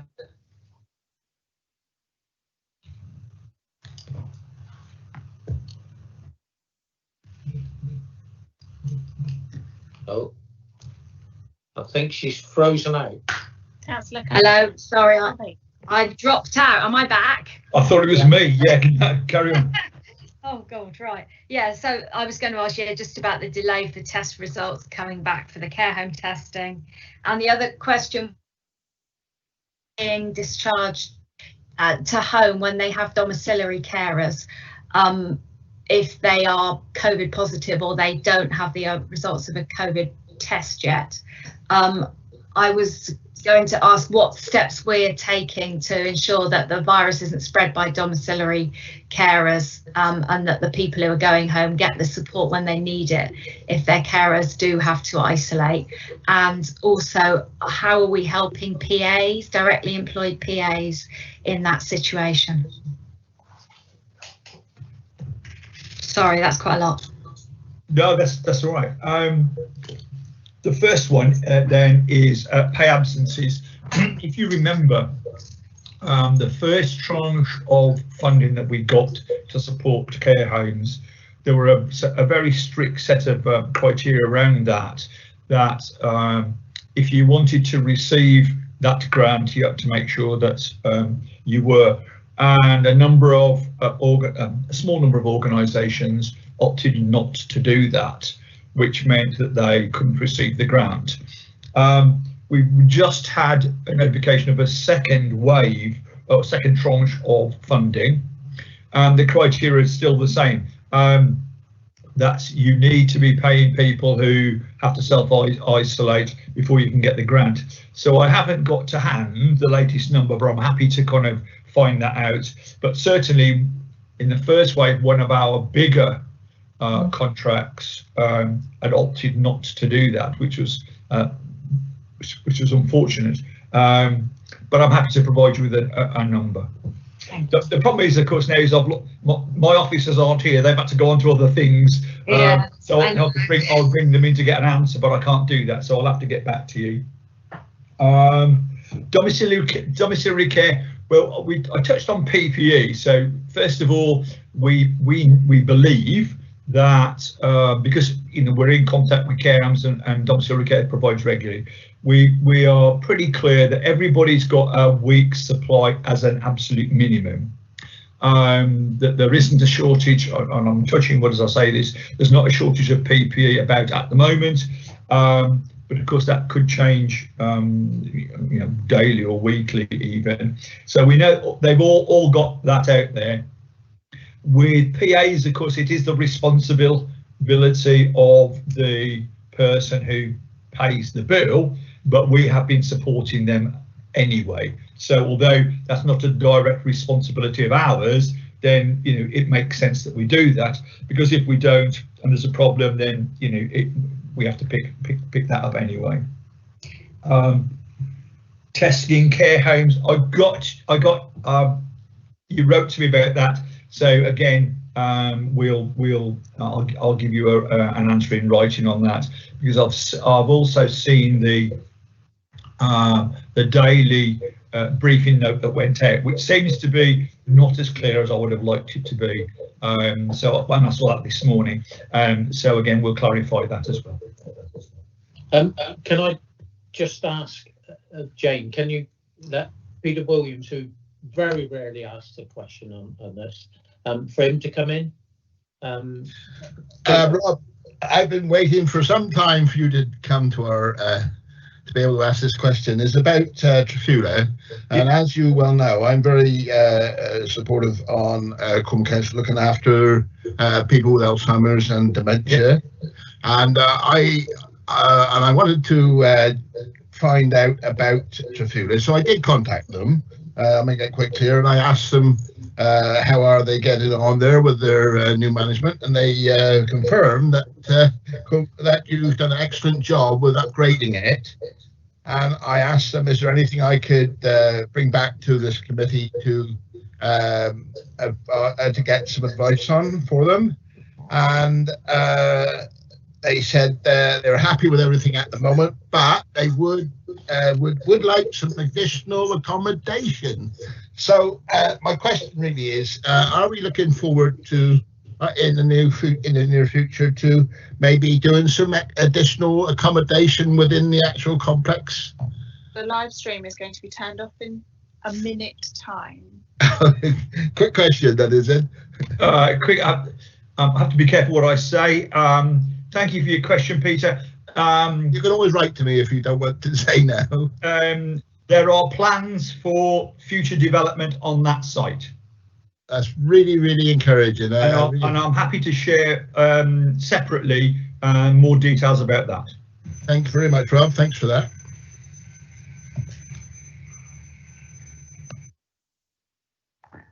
Armand, you're muted. Sorry, we're just on the cusp of being turned off, so thank you, everybody. I've got a couple of questions, but I'll send them out in our general chat system. So thank you for your attendance, and have a good afternoon. Thank you, Armand. Thanks, everyone. Bye. Bye, everybody. Bye.